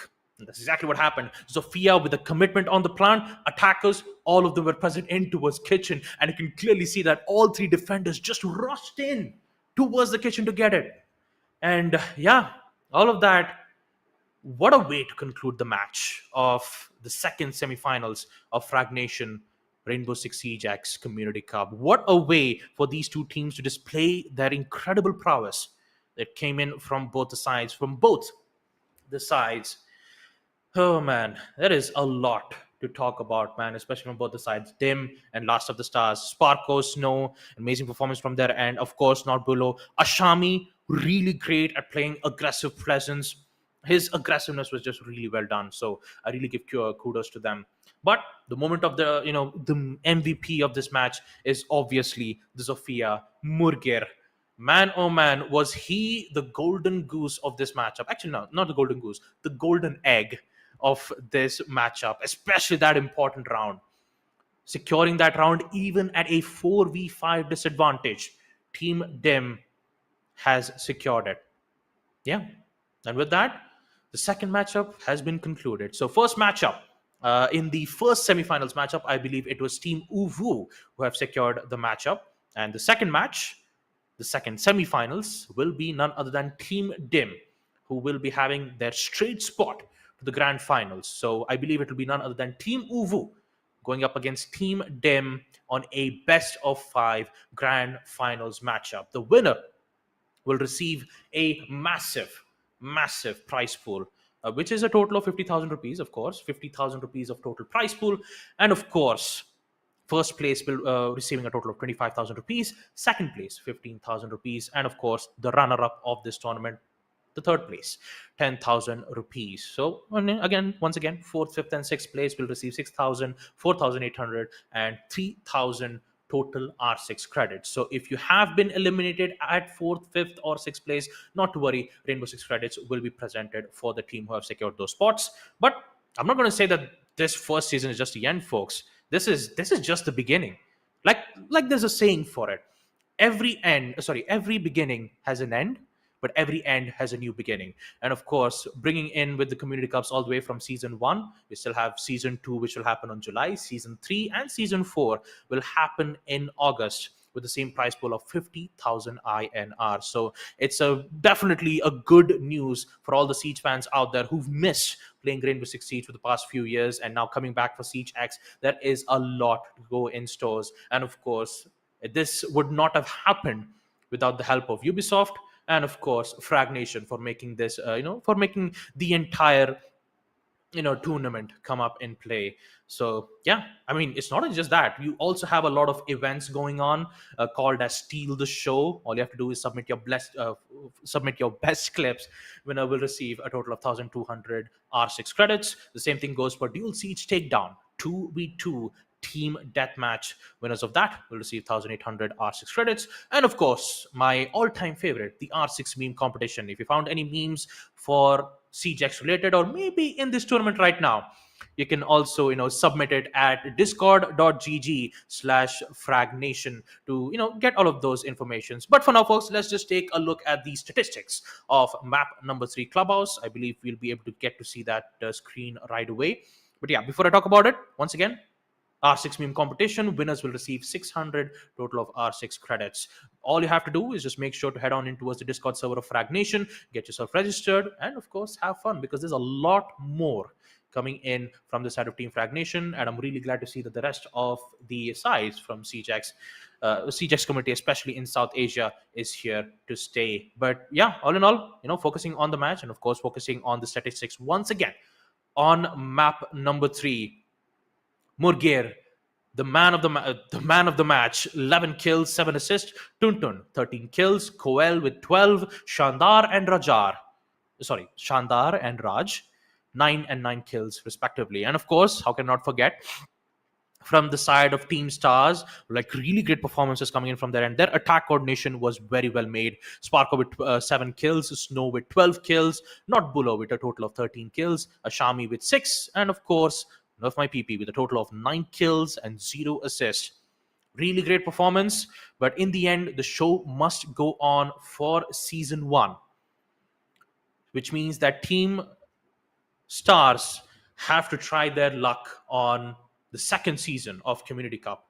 But all in all, for Team Dem, it's a good day for them because they will be heading into the grand finals where they will go up against Team Uvu.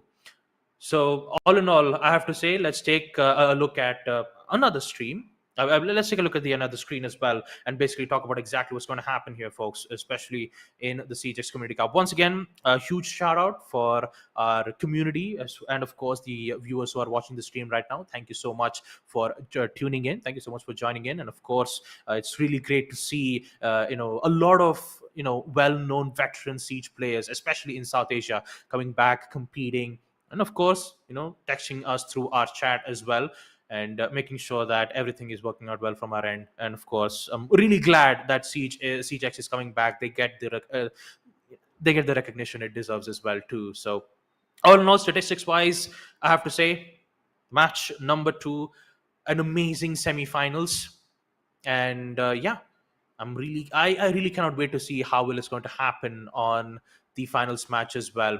So let's take a look at the total match summary between map number 1, 2, and 3. Map number 1 was Cafe Dostoyevsky. Map number 2 was, map number 3 was Clubhouse nonetheless. I do kind of forgot what exactly happened on map number 2. But yeah, all in all, once again, total match summary, counting out with total kills. 33 kills from Tuntun, 29 kills from Murger and 30 kills from Koel. Shandar, a total of 20 kills, and of course, Rajar, 32 kills. Meanwhile, as you take a look at from the side of Team Stars, Sparko with 15, Snow with 28, Not Bolo with 35 kills, Shami with 18, and Nerf My PP with a total of 31 kills in total. So we have reached all the way to 30 kills here, folks. All of them. Amazing matchups. Really cannot wait to see how well it's going to happen, especially in the grand finals as well. But yeah, all in all, folks, I believe that should be it for today's stream. Hope you guys enjoyed it. Let's hope you guys have enjoyed the stream. Once again, huge shout out for our sponsors, Fragnation, and of course Ubisoft for partnering for providing partnership for this entire event. Once again, don't forget to like, comment, share, and subscribe to our YouTube channel. Make sure to ring the bell notification as well, and of course make sure to join in our Discord servers as well, discord.gg/fragnations, for exclusive content, giveaways, and tournaments. Of course, don't forget to follow on Twitter as well, Twitter and Instagram, for more future contents regarding with Siege or any other games related to Fragnation. And with that, folks, I will be taking my leave today. Hope you guys enjoyed it, and I will see you soon, guys, in tomorrow's stream. Until then, good night.